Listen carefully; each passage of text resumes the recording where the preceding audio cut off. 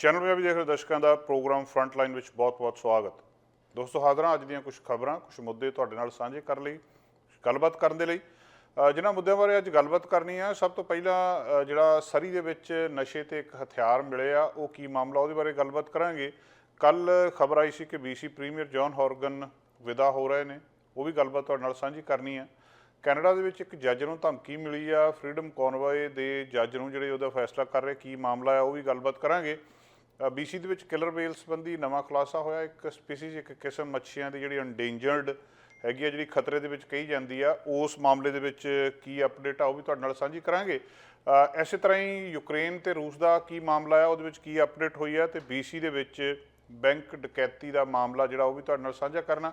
British Columbia ਦੇ ਵਿੱਚ ਤੇ ਪੂਰੇ ਕੈਨੇਡਾ ਦੇ ਵਿੱਚ ਫਲਾਈਟਸ ਲੇਟ ਹੋ ਰਹੀਆਂ, ਇਹ ਕੀ ਮਾਮਲਾ ਆ, ਇਹ ਵੀ ਤੁਹਾਡੇ ਨਾਲ ਗੱਲਬਾਤ ਅੱਜ ਸਾਂਝੀ ਕਰਨੀ ਆ। ਹੜ੍ਹਾਂ ਦਾ ਮਾਮਲਾ, ਹੜ੍ਹ ਕਹਿੰਦੇ ਜਿਹੜਾ ਅੱਜ ਫਿਰ ਇੱਕ ਐਡਵਾਈਜ਼ਰੀ ਜਾਰੀ ਕੀਤੀ ਗਈ ਆ, ਉਹ ਕੀ ਆ ਬ੍ਰਿਟਿਸ਼ ਕੋਲੰਬੀਆ ਦੇ ਵਿੱਚ, ਇਹ ਵੀ ਖਬਰ ਤੁਹਾਡੇ ਨਾਲ ਅਸੀਂ ਸਾਂਝੀ ਕਰਨੀ ਆ। ਸਭ ਤੋਂ ਪਹਿਲਾਂ ਹੜ੍ਹਾਂ ਦੇ ਸੰਬੰਧੀ ਲੈਂਗਲੀ, ਐਬਸਫੋਰਡ ਤੇ ਹੈਰੀਸਨ ਮਿਲਜ਼ ਦੇ ਏਰੀਆ ਦੇ ਵਿੱਚ ਇਵੈਕੂਏਸ਼ਨ ਅਲਰਟ ਦਿੱਤਾ ਗਿਆ, ਕਿਉਂਕਿ ਫਰੇਜ਼ਰ ਰਿਵਰ ਦੇ ਵਿੱਚ ਪਾਣੀ ਲਗਾਤਾਰ ਚੜ੍ਹ ਰਿਹਾ ਤੇ ਹੜ੍ਹ ਆ ਸਕਦੇ ਆ, ਇਹ ਖਤਰਾ ਦੱਸਿਆ ਗਿਆ ਆ। ਮਾਮਲਾ ਲਗਾਤਾਰ ਸਾਡੇ ਸਾਹਮਣੇ ਪਹਿਲੇ ਦਿਨ ਤੋਂ ਹੀ ਆ ਰਿਹਾ, ਜਦੋਂ ਦੇ ਇਹ ਦੱਸ ਰਹੇ ਆ ਕਿ ਇੱਥੇ ਗਰਮੀ ਜ਼ਿਆਦਾ ਦੇਰੀ ਦੇ ਨਾਲ ਪੈ ਰਹੀ ਆ, ਵੱਧ ਗਰਮੀ ਪੈ ਰਹੀ ਆ। ਜਿੰਨੀ ਵੱਧ ਗਰਮੀ ਪੈਣੀ ਆ, ਉਨਾ ਜ਼ਿਆਦਾ ਜਿਹੜਾ ਇੱਥੇ ਦੱਸ ਰਹੇ ਆ ਕਿ ਜਿਹੜੀ ਸਨੋ ਮੈਲਟ ਹੋਣੀ ਆ, ਤੇ ਉਨਾ ਜ਼ਿਆਦਾ ਦਰਿਆਵਾਂ ਦੇ ਵਿੱਚ ਪਾਣੀ ਵਧੂਗਾ। ਤੇ ਹੁਣ ਉਹ ਸਮਾਂ ਆ ਗਿਆ ਜਦੋਂ ਜਿਹੜਾ ਮੌਸਮ ਵਿਭਾਗ ਆ, ਉਹਨਾਂ ਨੇ ਅਲਰਟ ਜਾਰੀ ਕਰਨੇ ਸ਼ੁਰੂ ਕਰ ਦਿੱਤੇ ਆ। ਤੇ ਫਰੇਜ਼ਰ ਰਿਵਰ ਦਾ ਅਲਰਟ ਜਿਹੜਾ ਆ ਲੈਂਗਲੀ, ਐਬਸਫੋਰਡ ਤੇ ਹੈਰੀਸਨ ਮਿਲਜ਼ ਦੇ ਇਲਾਕੇ ਵਿੱਚ ਦੱਸਿਆ ਗਿਆ ਆ। ਜਿਹੜੀ ਮਿਸ਼ਨ ਗੇਜ ਆ, ਉਹਦੇ ਵਿੱਚ ਦੱਸਦੇ ਆ ਕਿ ਫਰੇਜ਼ਰ ਰਿਵਰ 5.50 ਮੀਟਰ ਨੂੰ ਐਕਸੀਡ ਕਰ ਰਿਹਾ ਆ, ਤੇ ਇਹਦੇ ਬਾਰੇ ਵੀ ਉਹਨਾਂ ਨੇ ਅੰਦਾਜ਼ਾ ਲਾਇਆ ਮੌਸਮ ਵਿਗਿਆਨੀਆਂ ਨੇ ਕਿ ਲਗਾਤਾਰ ਵਧੀ ਜਾਣਾ ਪਾਣੀ, ਹੁਣ ਥੱਲੇ ਨਹੀਂ ਆਉਣਾ, ਘਟਣਾ ਨਹੀਂ ਆ। ਤੇ ਇਹ 2 ਵਜੇ ਇਵੈਕੂਏਸ਼ਨ ਅਲਰਟ ਜਾਰੀ ਕੀਤਾ ਗਿਆ। ਜਿਹੜੀਆਂ ਪ੍ਰੋਪਰਟੀਜ਼ ਆ, ਖਾਸ ਕਰਕੇ ਟਾਊਨਸ਼ਿਪ ਆਫ ਲੈਂਗਲੀ ਦੇ ਵਿੱਚ, ਜਿੱਥੇ ਕਿ ਦੱਸਦੇ ਆ ਕਿ ਥੋੜ੍ਹਾ ਜਿਹਾ ਕੁਛ ਥਾਂ ਦੇ ਉੱਤੇ ਲੋਕਾਂ ਨੂੰ ਇਹ ਕਿਹਾ ਗਿਆ ਕਿ ਤੁਸੀਂ ਆਪਣਾ ਸਮਾਨ ਤਿਆਰ ਰੱਖੋ, ਕਿਸੇ ਵੇਲੇ ਵੀ ਹੁਕਮ ਆ ਸਕਦੇ, ਆਰਡਰ ਆ ਸਕਦੇ ਆ ਕਿ ਤੁਸੀਂ ਇਹ ਇਲਾਕਾ ਛੱਡ ਜਾਓ। ਕੁਛ ਲੋਕਾਂ ਨੂੰ ਕਿਹਾ ਗਿਆ ਕਿ ਤੁਸੀਂ ਹੁਣੀ ਇਵੈਕੂਏਟ ਕਰ ਦਿਓ, ਪਾਣੀ ਕਿਸੇ ਵੇਲੇ ਵੀ ਦਰਿਆ ਦਾ ਉੱਪਰ ਚੜ੍ਹ ਸਕਦਾ। ਪਿਛਲੇ ਸਮੇਂ ਦੇ ਵਿੱਚ ਹੜ੍ਹਾਂ ਦੇ ਨਾਲ ਜਿੰਨਾ ਨੁਕਸਾਨ ਹੋਇਆ, ਲੋਕ ਵੀ ਉਹਦੇ ਤੋਂ ਡਰੇ ਆ। ਸੋ ਇਹ ਅਲਰਟ ਜਾਰੀ ਕੀਤਾ ਗਿਆ ਕਿ ਤੁਸੀਂ ਇਵੈਕੂਏਸ਼ਨ ਦੇ ਲਈ ਪ੍ਰਪੇਅਰ ਹੋ ਜਾਓ, ਤਿਆਰ ਕਰ ਲਓ। ਤੁਹਾਡੀ ਪ੍ਰੋਪਰਟੀਆਂ, ਤੁਹਾਡਾ ਜਿਹੜਾ ਪ੍ਰੈਮਿਸਿਸ ਆ, ਜਿੱਥੇ ਤੁਸੀਂ ਹੈਗੇ ਆ, ਉੱਥੋਂ ਕਿਸੇ ਵੀ ਤੁਸੀਂ ਜਾ ਸਕੋ, ਆਪਣਾ ਪ੍ਰਬੰਧ ਉੱਥੇ ਕਰ ਸਕੋ। ਜਿਹੜੇ ਲੋ ਲਾਇੰਗ ਏਰੀਆਜ਼ ਦੇ ਵਿੱਚ ਲੋਕ ਰਹਿੰਦੇ ਆ, ਜਿਹੜੇ ਨੀਵੇਂ ਇਲਾਕੇ ਆ, ਦਰਿਆਵਾਂ ਦੇ ਨੇੜੇ ਆ, ਉਹਨਾਂ ਨੂੰ ਕਿਹਾ ਗਿਆ ਕਿ ਤੁਸੀਂ ਇਹਦੇ ਲਈ ਆਪਣਾ ਇੰਤਜ਼ਾਮ ਕਰਕੇ ਰੱਖੋ। ਜਿਹੜੀ ਸਟੇਟਮੈਂਟ ਆਈ ਆ, ਉਹਦੇ ਵਿੱਚ ਦੱਸਿਆ ਗਿਆ ਕਿ ਨੋਟਿਸਿਸ ਬਹੁਤ ਸਾਰੀਆਂ ਥਾਵਾਂ ਦੇ ਉੱਤੇ ਦਿੱਤੇ ਗਏ ਆ, ਨਾਰਥ ਵੈਸਟ ਲੈਂਗਲੀ ਦੇ ਵਿੱਚ, ਫੋਰਟ ਲੈਂਗਲੀ ਦੇ ਵਿੱਚ ਤੇ ਗਲੈਨ ਵੈਲੀ ਦੇ ਵਿੱਚ। ਕਲੀਅਰ ਕੱਟ ਉਹਨਾਂ ਨੂੰ ਇਹ ਕਿਹਾ ਗਿਆ ਕਿ ਤੁਹਾਨੂੰ ਜਿਹੜਾ ਤੇਜ਼ੀ ਨਾਲ ਵਗ ਰਿਹਾ ਇਹ ਦਰਿਆ ਆ, ਇਹਦੇ ਬਾਰੇ ਹੁਣ ਤੋਂ ਹੀ ਸੁਚੇਤ ਹੋਣਾ ਪਊਗਾ। ਤੇ ਜਿਹੜੇ ਕੰਢੇ ਆ ਦਰਿਆਵਾਂ ਦੇ, ਉਹ ਕਾਫੀ ਅਨਸਟੇਬਲਸ ਨੇ, ਤੇ ਜਦੋਂ ਅਨਸਟੇਬਲ ਹੈਗੇ ਨੇ, ਜਦੋਂ ਦਰਿਆ ਬਹੁਤ ਤੇਜ਼ੀ ਦੇ ਨਾਲ ਵਗਦਾ ਤੇ ਇਹ ਕੰਢੇ ਖੁਰਦੇ ਆ ਤੇ ਆਲੇ ਦੁਆਲੇ ਦੀਆਂ ਪ੍ਰੋਪਰਟੀਜ਼ ਨੂੰ ਨੁਕਸਾਨ ਹੋ ਸਕਦਾ ਹੈ। ਇਹਦੇ ਬਾਰੇ ਵੈਬਸਾਈਟ ਦੇ ਉੱਤੋਂ ਵੀ ਜ਼ਿਆਦਾ ਜਾਣਕਾਰੀ ਲਈ ਜਾ ਸਕਦੀ ਆ। tol.ca/flood response ਦੇ ਉੱਤੇ ਜਾ ਕੇ ਡਿਟੇਲ ਦੇ ਵਿੱਚ, ਔਰ ਨਾਲ ਉਹ ਇਨਫੋਰਮੇਸ਼ਨ ਲਗਾਤਾਰ ਅਪਡੇਟ ਵੀ ਹੋ ਰਹੀ ਹੈ ਕਿ ਕਦੋਂ ਕਿਹੜੇ ਇਲਾਕੇ ਦੇ ਵਿੱਚ ਅਲਰਟ ਜਾਰੀ ਕੀਤਾ ਜਾ ਰਿਹਾ। ਪਰ ਲੋਕ ਇਸ ਵੇਲੇ ਡਰੇ ਆ ਕਿ ਇਹ ਜਿਹੜਾ ਖਾਸ ਕਰ ਫਰੇਜ਼ਰ ਰਿਵਰ ਆ, ਇਹ ਜ਼ਿਆਦਾ ਬਰਬਾਦੀ ਨਾ ਆਲੇ ਦੁਆਲੇ ਕਰੇ। ਕਈ ਦਰਜਨ ਪ੍ਰੋਪਰਟੀਆਂ ਐਬਸਫੋਰਡ ਦੇ ਵਿੱਚ ਆ, ਉਹਨਾਂ ਨੂੰ ਵੀ ਕਹਿ ਦਿੱਤਾ ਗਿਆ ਕਿ ਤੁਸੀਂ ਕਿਸੇ ਵੀ ਮੂਵਮੈਂਟ ਦੇ ਉੱਤੇ ਤੁਹਾਨੂੰ ਨੋਟਿਸ ਮਿਲ ਸਕਦਾ, ਤੇ ਤੁਸੀਂ ਵੀ ਆਪਣੀ ਤਿਆਰੀ ਰੱਖੋ ਇਲਾਕੇ ਨੂੰ ਛੱਡ ਕੇ ਜਾਣ ਦੇ ਲਈ। ਕਿੱਥੇ ਤੁਸੀਂ ਜਾਣਾ ਉਹਦਾ ਵੀ ਪ੍ਰਬੰਧ ਕਰਕੇ ਰੱਖੋ, ਤੇ ਆਪਣਾ ਇੱਥੋਂ ਜਾਣ ਲੱਗੇ ਜਿਹੜਾ ਤੁਹਾਨੂੰ ਸਮਾਨ ਚਾਹੀਦਾ ਜ਼ਰੂਰੀ, ਉਹ ਵੀ ਨਾਲ ਰੱਖੋ। ਜਿਹੜੀ ਗਲੈਨ ਵੈਲੀ ਏਰੀਆ ਆ, ਉਹਦੇ ਵਿੱਚ ਵੀ ਕੁਛ ਐਡਰੈਸ ਹੈਗੇ ਆ, 27606, 27612, ਇਹ ਐਡਰੈਸ ਕੁਛ ਹੈਗੇ ਆ ਜਿਨ੍ਹਾਂ ਨੂੰ ਉੱਥੇ ਇਹ ਨੋਟਿਸ ਦਿੱਤੇ ਗਏ ਆ।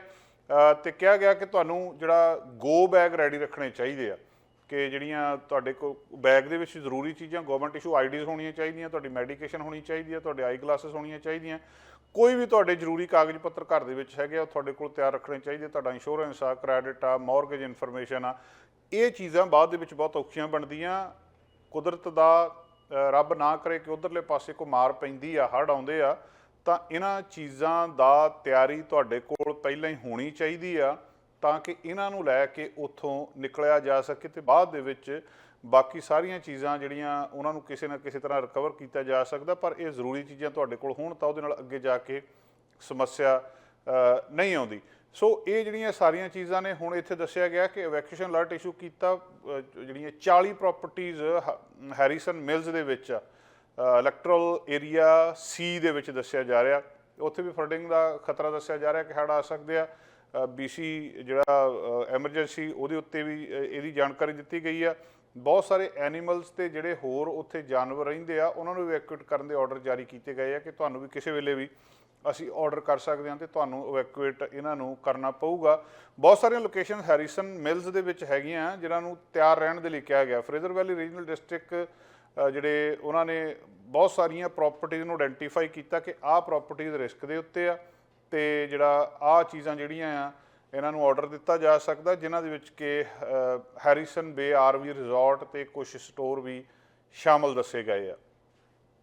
ਕੁਦਰਤ ਨੇ ਬਹੁਤ ਮਾਰ ਬ੍ਰਿਟਿਸ਼ ਕੋਲੰਬੀਆ ਦੇ ਵਿੱਚ ਪਿਛਲੀਆਂ ਗਰਮੀਆਂ ਤੋਂ ਲੈ ਕੇ ਲਗਾਤਾਰ ਪਾਈ ਆ। ਪਹਿਲਾਂ ਗਰਮੀਆਂ, ਫਿਰ ਬਹੁਤ ਸਾਰੀ ਥਾਵਾਂ ਦੇ ਉੱਤੇ ਅੱਗ ਲੱਗਣ ਦੀਆਂ ਘਟਨਾਵਾਂ।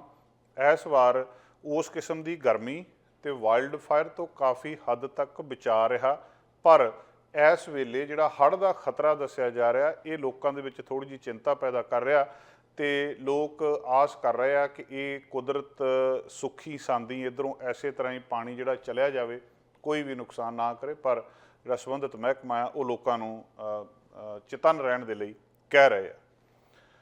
ਇੱਕ RCMP ਇਨਵੈਸਟੀਗੇਸ਼ਨ ਚੱਲ ਰਹੀ ਹੈ ਇੱਕ ਚੋਰੀ ਦੇ ਵਹੀਕਲ ਦੀ, ਜਿਹੜਾ ਸਰੀ ਦੇ ਵਿੱਚ ਅੱਗੇ ਜਾ ਕੇ ਜਿਹਦੇ ਵਿੱਚੋਂ ਡਰੱਗ ਤੇ ਹੈਂਡਗਨਸ ਤੇ ਕੈਸ਼ ਮਿਲਿਆ ਆ। ਹੁਣ ਇਹ ਕਿਹਦਾ ਹੈਗਾ, ਕੀ ਇਹਦਾ ਮਾਮਲਾ ਸੀ, ਇਹਦੀ ਇਨਵੈਸਟੀਗੇਸ਼ਨ ਕੀਤੀ ਜਾ ਰਹੀ ਆ। ਪਿਛਲੇ ਦਿਨਾਂ ਦੇ ਵਿੱਚ 15 ਜੂਨ ਨੂੰ ਸਰੀ RCMP ਦੱਸ ਰਹੀ ਹੈ ਕਿ ਉਹਨਾਂ ਨੇ ਇੱਕ ਚੋਰੀ ਦਾ ਵਹੀਕਲ ਲੋਕੇਟ ਕੀਤਾ ਸੀ। ਉਹਦੇ ਵਿੱਚ 3 ਜਣੇ ਸੀਗੇ ਤੇ 144 ਸਟਰੀਟ ਤੇ 84 ਐਵਨਿਊ ਨੇੜੇ ਦੀ ਇਹ ਗੱਲਬਾਤ ਦੱਸੀ ਜਾ ਰਹੀ ਹੈ। ਉਹਨਾਂ ਨੇ ਉਹਦੇ ਤੋਂ ਬਾਅਦ 에ਅਰ1 ਦੀ ਅਸਿਸਟੈਂਸ ਦੇ ਨਾਲ ਇਹ ਵਹੀਕਲ ਨੂੰ ਉਹਨਾਂ ਨੇ ਓਬਜ਼ਰਵ ਕੀਤਾ ਵੀ ਕਿੱਥੇ ਜਾ ਰਿਹਾ, ਕੀ ਕਰ ਰਿਹਾ। ਡਰਾਈਵਰ ਤੇ ਪੈਸੰਜਰ ਜਦੋਂ ਇਹਦੇ ਵਿੱਚੋਂ ਬਾਹਰ ਨਿਕਲ ਗਏ, ਉਹ ਜਾ ਕੇ 153 ਬਲਾਕ ਤੇ 24 ਐਵਨਿਊ ਦੇ ਉੱਤੇ ਜਾ ਕੇ ਇਸ ਵਹੀਕਲ ਦੇ ਵਿੱਚੋਂ ਬਾਹਰ ਨਿਕਲਿਆ ਤੇ ਪੁਲਿਸ ਨੇ ਇਹਨਾਂ ਸਾਰਿਆਂ ਨੂੰ ਫਿਰ ਤਿੰਨਾਂ ਨੂੰ ਹੀ ਫੜ ਲਿਆ, ਕਿਉਂਕਿ ਵਹੀਕਲ ਚੋਰੀ ਦਾ ਸੀ। ਜਦੋਂ ਉਹਨਾਂ ਨੂੰ ਫੜਿਆ ਗਿਆ ਤੇ ਉਹਦੇ ਤੋਂ ਬਾਅਦ ਇਨਵੈਸਟੀਗੇਸ਼ਨ ਕੀਤੀ ਗਈ ਤੇ ਉਹਦੇ ਵਿੱਚੋਂ ਹੋਰ ਬਹੁਤ ਕੁਝ ਸਮਾਨ ਮਿਲਿਆ। ਜਿਹੜਾ ਗੈਰ ਕਾਨੂੰਨੀ ਸਮਾਨ ਇਹਦੇ ਵਿੱਚੋਂ ਮਿਲਿਆ ਉਹਦੇ ਵਿੱਚ ਦੱਸਿਆ ਜਾ ਰਿਹਾ ਇੱਕ ਹੈਂਡਗਨ ਤੇ 2 ਜਿਹੜੇ ਲੋਡਡ ਮੈਗਜ਼ੀਨ ਉਹਦੇ ਮਿਲੇ ਆ। ਐਸੇ ਤਰ੍ਹਾਂ ਹੀ 777 ਗ੍ਰਾਮ ਕ੍ਰਿਸਟਲ ਮੈਥਾਫੈਂਟਾਮੀਨ ਜਿਹੜੀ ਮੈਥ ਉਹ ਮਿਲੀ ਹੈ ਇਹਦੇ ਵਿੱਚੋਂ। 152 ਗ੍ਰਾਮ ਫੈਂਟਾਨਿਲ ਮਿਲੀ ਆ, 122 ਗ੍ਰਾਮ ਕੋਕੇਨ ਮਿਲੀ ਆ ਤੇ $705 ਦੱਸਦੇ ਆ ਇਹਦੇ ਵਿੱਚੋਂ ਕੈਸ਼ ਮਿਲਿਆ। ਡਿਟੇਲ ਨਹੀਂ ਹਜੇ ਤੱਕ ਬਹੁਤੀ ਸਾਹਮਣੇ ਆਈ ਵੀ ਕੀ ਮਾਮਲਾ, ਕਿੱਥੋਂ ਆਏ ਸੀ, ਕੌਣ ਆ, ਕੀ ਇਹਨਾਂ ਨੇ ਕੀਤਾ ਪਹਿਲਾਂ, ਪਰ ਉਹ ਦੱਸਦੇ ਆ ਕਿ ਇਹਦੇ ਤੋਂ ਬਾਅਦ ਜਿਹੜਾ ਉਹਨਾਂ ਨੇ ਇਹਨੂੰ ਦੇਖਿਆ ਆ ਕਿ ਇਹ ਬਹੁਤ ਸਾਰੇ ਥਾਵਾਂ ਦੇ ਉੱਤੇ ਬਹੁਤ ਵੱਡਾ ਨੁਕਸਾਨ ਕਰ ਸਕਦੀ ਆ। ਇਸ ਵੇਲੇ ਜਿਹੜੇ ਮੀਡੀਆ ਰਿਲੇਸ਼ਨ ਆਫਿਸਰਸ ਆ ਉਹਨਾਂ ਨੇ ਇਹਦੇ ਵਿੱਚ ਬਾਰੇ ਜਾਣਕਾਰੀ ਦਿੱਤੀ ਆ ਕਿ ਇਹ ਜਿਹੜਾ ਫੜੀ ਗਈ ਆ 1520 ਇਹਦੀਆਂ ਡੋਜ਼ਸ ਜਿਹੜੀਆਂ ਹੋ ਸਕਦੀਆਂ ਆਫ ਸਟਰੀਟ ਦੇ ਉੱਤੇ, ਜਿਹੜੀਆਂ ਮਤਲਬ ਬੁਰਾ ਹਾਲ ਕਰ ਸਕਦੀਆਂ ਲੋਕਾਂ ਦਾ। 2 ਪੈਸੰਜਰ ਇਹਦੇ ਵਿੱਚੋਂ ਉਹਨਾਂ ਨੂੰ ਆਇਡੈਂਟੀਫਾਈ ਕੀਤਾ ਗਿਆ ਤੇ ਬਾਅਦ ਦੇ ਵਿੱਚ ਛੱਡ ਦਿੱਤਾ ਗਿਆ ਤੇ ਇੱਕ 25 ਸਾਲਾ ਜਿਹੜੀ ਫੀਮੇਲ ਦੱਸੀ ਜਾ ਰਹੀ ਆ ਜਿਹੜੀ ਡਰਾਈਵਰ ਸੀਗੀ, ਉਹ ਹਜੇ ਵੀ ਪੁਲਿਸ ਨੇ ਕਸਟਡੀ ਦੇ ਵਿੱਚ ਰੱਖੀ ਆ। ਉਹਦੇ ਉੱਤੇ ਬਹੁਤ ਸਾਰੇ ਇਹ ਹਥਿਆਰਾਂ ਨਾਲ ਸੰਬੰਧਿਤ ਤੇ ਹੋਰ ਚਾਰਜ ਜਿਹੜੇ ਲਾਏ ਗਏ ਆ। RCMP ਦੀ ਅੱਗੇ ਜਾਂਚ ਪੜਤਾਲ ਕਰ ਰਹੀ ਹੈ ਕਿ ਪੂਰਾ ਮਾਮਲਾ ਇਹ ਕੀ ਸੀ। ਅਗਲੀ ਖਬਰ ਜਿਹੜੀ ਅਸੀਂ ਤੁਹਾਡੇ ਨਾਲ ਸਾਂਝੀ ਕਰਨੀ ਆ ਉਹ ਕੱਲ੍ਹ ਦੀ ਖਬਰ ਜਿਹੜੀ ਲੋਕਾਂ ਤੱਕ ਪਹੁੰਚੀ ਔਰ ਸਾਰੇ ਬ੍ਰਿਟਿਸ਼ ਕੋਲੰਬੀਆ ਦੇ ਲਈ ਬਹੁਤ ਮਹੱਤਵਪੂਰਨ ਖਬਰ ਆ। ਬ੍ਰਿਟਿਸ਼ ਕੋਲੰਬੀਆ ਦੇ ਪ੍ਰੀਮੀਅਰ ਜੌਨ ਹੌਰਗਨ ਆਪਣਾ ਪ੍ਰੀਮੀਅਰ ਦਾ ਅਹੁਦਾ ਛੱਡ ਰਹੇ ਆ। ਕੱਲ੍ਹ ਦੀ ਜਦੋਂ ਦੀ ਇਹ ਖਬਰ ਆਈ ਹੈ ਉਦੋਂ ਦੀ ਚਰਚਾ ਰਾਜਨੀਤਿਕ ਹਲਕਿਆਂ ਦੇ ਵਿੱਚ ਤੇ ਆਮ ਲੋਕਾਂ ਦੇ ਵਿੱਚ ਵੀ ਲਗਾਤਾਰ ਚੱਲ ਰਹੀ ਹੈ। ਪ੍ਰੀਮੀਅਰ ਨੇ ਐਲਾਨ ਕੀਤਾ ਵੀ ਉਹ ਅਗਲੀ ਇਲੈਕਸ਼ਨ ਨਹੀਂ ਲੜਨਗੇ। ਜੌਨ ਹੌਰਗਨ ਇੱਕ ਬੜੇ ਧੜੱਲੇਦਾਰ ਰਾਜਨੀਤਿਕ ਨੇਤਾ ਵਜੋਂ ਜਾਣੇ ਜਾਂਦੇ ਆ। NDP ਨੂੰ ਇਸ ਥਾਂ ਦੇ ਉੱਤੇ ਲਿਆਉਣ ਦੇ ਲਈ ਜਦੋਂ ਕਿ ਇੱਕ ਬਹੁਤ ਸਟਰੋਂਗ ਪੋਜੀਸ਼ਨ ਦੇ ਵਿੱਚ ਬ੍ਰਿਟਿਸ਼ ਕੋਲੰਬੀਆ ਦੇ ਵਿੱਚ NDP ਆਈ ਆ, ਉਹਦੇ ਵਿੱਚ ਲੀਡਰ ਪ੍ਰੀਮੀਅਰ ਜੌਨ ਹੌਰਗਨ ਦਾ ਬਹੁਤ ਵੱਡਾ ਹੱਥ ਆ, ਉਹਨਾਂ ਦੀ ਬਹੁਤ ਵੱਡੀ ਲੀਡਰਸ਼ਿਪ ਆ। ਪ੍ਰੈਸ ਕਾਨਫਰੰਸ ਉਹਨਾਂ ਨੇ ਕੀਤੀ ਆ ਤੇ ਉਹਦੇ ਵਿੱਚ ਉਹ ਕਹਿੰਦੇ ਵੀ ਉਹ ਜਿਹੜਾ ਚਾਹੁੰਦੇ ਆ ਵੀ ਕੰਟੀਨਿਊ ਕਰਨ ਆਪਣੇ ਇਸੇ ਕੈਰੀਅਰ ਨੂੰ, ਪਰ ਬਿਮਾਰੀ ਜਿਹੜੀ ਆ ਉਹਦੇ ਕਰਕੇ ਉਹਨਾਂ ਨੇ ਆਪਣੀ ਜਿਹੜੀ ਸਿਹਤ ਦੇ ਨਾਲ ਸੰਬੰਧਿਤ ਕੁਝ ਕਾਰਨਾਂ ਕਰਕੇ ਅਗਲੀ ਚੋਣ ਨਾ ਲੜਨ ਦਾ ਮਨ ਬਣਾਇਆ। ਬਹੁਤ ਲੰਬਾ ਸਮਾਂ ਪਹਿਲਾਂ ਪ੍ਰੀਮੀਅਰ ਜੌਨ ਹੌਰਗਨ ਨੂੰ ਕੈਂਸਰ ਡਾਇਗਨੋਜ਼ ਕੀਤਾ ਗਿਆ ਸੀ, ਉਹਦਾ ਇਲਾਜ ਵੀ ਹੋਇਆ, ਪਿੱਛੇ ਜੇ ਵੀ ਉਹ ਇਲਾਜ ਕਰਵਾ ਕੇ ਆਏ ਆ। ਤਾਂ ਅਲਟੀਮੇਟਲੀ ਹੁਣ ਉਹਨਾਂ ਨੇ ਕਿਹਾ ਵੀ ਮੈਂ ਸਿਆਸਤ ਛੱਡ ਰਿਹਾ ਤੇ ਇਹਦੇ ਨਾਲ ਹੀ ਫਿਰ ਹੁਣ ਗੱਲਾਂ ਬਾਤਾਂ ਹੋਰ ਸਾਹਮਣੇ ਆਉਣ ਲੱਗ ਪਈਆਂ ਵੀ ਜੇ ਪ੍ਰੀਮੀਅਰ ਜੌਨ ਹੌਰਗਨ ਪਾਸੇ ਹੋ ਜਾਂਦੇ ਆ ਤਾਂ ਫਿਰ ਅਗਲਾ ਕੌਣ ਆ। ਅਗਲਾ ਕਿਹੜਾ ਲੀਡਰ ਹੋਊਗਾ ਜਿਹੜਾ ਐਨਡੀਪੀ ਨੂੰ ਉਸੇ ਤਰ੍ਹਾਂ ਦੀ ਰਹਿਨੁਮਾਈ ਦੇ ਸਕਦਾ ਆ। 62 ਸਾਲ ਪ੍ਰੀਮੀਅਰ ਜੌਨ ਹੌਰਗਨ ਦੀ ਇਸ ਵੇਲੇ ਉਮਰ ਆ। ਗਲੇ ਦਾ ਇਹਨਾਂ ਨੂੰ ਕੈਂਸਰ ਦੱਸਿਆ ਜਾ ਰਿਹਾ ਕਿ ਕਿੰਨਾ ਕੁਛ ਇਹਨਾਂ ਨੇ ਉਹਦੀ ਪ੍ਰਕਿਰਿਆ ਜਿਹੜੀ ਉਹ ਕਰਵਾ ਰਹੇ ਆ।